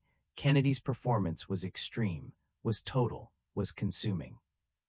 But the fundamental dynamic of being valued for what we do rather than who we are, of maintaining images that don't fully reflect experience, of performing versions of ourselves that serve others' needs, while our private selves remain unseen, this is not unique. This is part of how many people experience existence in a world that demands performance, that rewards image, that requires presentation of strength, even when strength is borrowed or performed or maintained at great cost. As this long night of storytelling ends, as these hours of exploration conclude, as we prepare to release consciousness toward sleep, yours and mine, listener and speaker both seeking the rest that Kennedy sought, perhaps the final lesson is simply this: we endure. Humans endure. We carry what we must carry. We suffer what we must suffer. We perform what we must perform. We continue when continuation seems impossible. We find small mercies: a rocking chair, a swimming pool, a medication that helps even as it harms, a moment of rest even when sleep will not come. We survive through combinations of will and chemistry and necessity, and the simple fact that the alternative to continuing is unacceptable. We are both weaker and stronger than we imagine, more limited and more capable, more bounded by physical reality, and more able to transcend those boundaries when transcendence is required. Kennedy endured until he could not endure longer, functioned until function ended, performed until the performance stopped. His endurance was remarkable, was testimony to human capacity for continuation beyond what seems sustainable, but it was also simply endurance, simply what he did because it was what the situation required, because the office demanded it, because the burden could not be set down, because stopping was not an option he could accept. He was not superhuman, was not special in any metaphysical sense, was simply human, simply someone who continued because continuing was what remained when all other options were exhausted. His endurance teaches because it is both extraordinary and ordinary, both impressive and simply what humans do when faced with impossible situations, both remarkable and utterly common. The eternal flame burns in Arlington, burns through rain and wind and the changing seasons, burns as memorial, as symbol. as the light that never dims in honor of the life that ended too soon, but perhaps it burns also as reminder, as testimony to all the nights when Kennedy's light burned when it should not have burned, when consciousness continued when it should have released, when wakefulness persisted through hours designed for sleep. The eternal flame echoes those wakeful hours, makes permanent the temporary lights that marked his insomnia, makes sacred the profane suffering of sleeplessness, makes memorial the private struggle that public life required remain hidden. The flame burns, and in its burning remembers, holds, testifies, not just to his death, but to his life, to the wakeful life, to the suffering life, to the performing life, to the enduring life, all held in flame that continues, that persists, that burns without rest, like consciousness that could not rest, like the body that could not stop, like the performance that continued until it could not continue, the flame, eternal. Wakeful testimony, rest now, or try to rest, or simply be present in the wakefulness. If wakefulness is what tonight brings, Kennedy would understand, would recognize the experience, would know what it means to lie in darkness seeking sleep that will not arrive, would be present with you in spirit if such things are possible, if connection across decades and death can exist in the shared human experience of consciousness that continues when continuation brings only exhaustion. Rest if you can.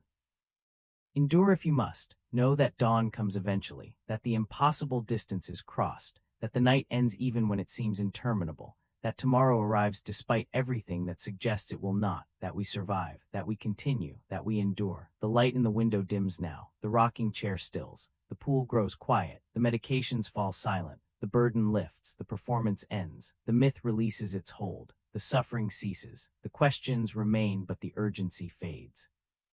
The silence deepens, the darkness becomes complete, not the darkness of suffering, not the darkness of wakeful hours that will not end, but the darkness of true rest, of final sleep, of consciousness released at last from its burden. Kennedy sleeps now, has slept for decades, sleeps deeply, sleeps beyond waking, sleeps the sleep he could not find in life. Rest came too late for restoration, but came eventually, came finally, came as the ending that brought peace, the silence, the stillness.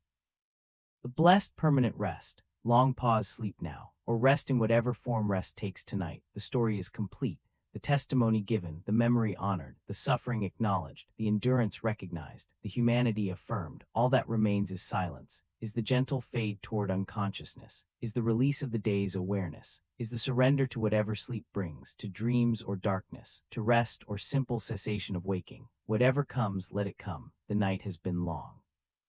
Story has been told, the vigil is ending. Dawn is near, or sleep is near, or simply the transition from this moment to the next, from speaking to silence, from story to stillness, from consciousness to whatever lies beyond consciousness. Rest, sleep, release, let go, the light dims, the night deepens, the final chapter ends, and what remains is only silence, only darkness, only the gentle fade towards sleep. Rest now, the vigil is over, the night releases you, sleep comes, finally, gently, completely.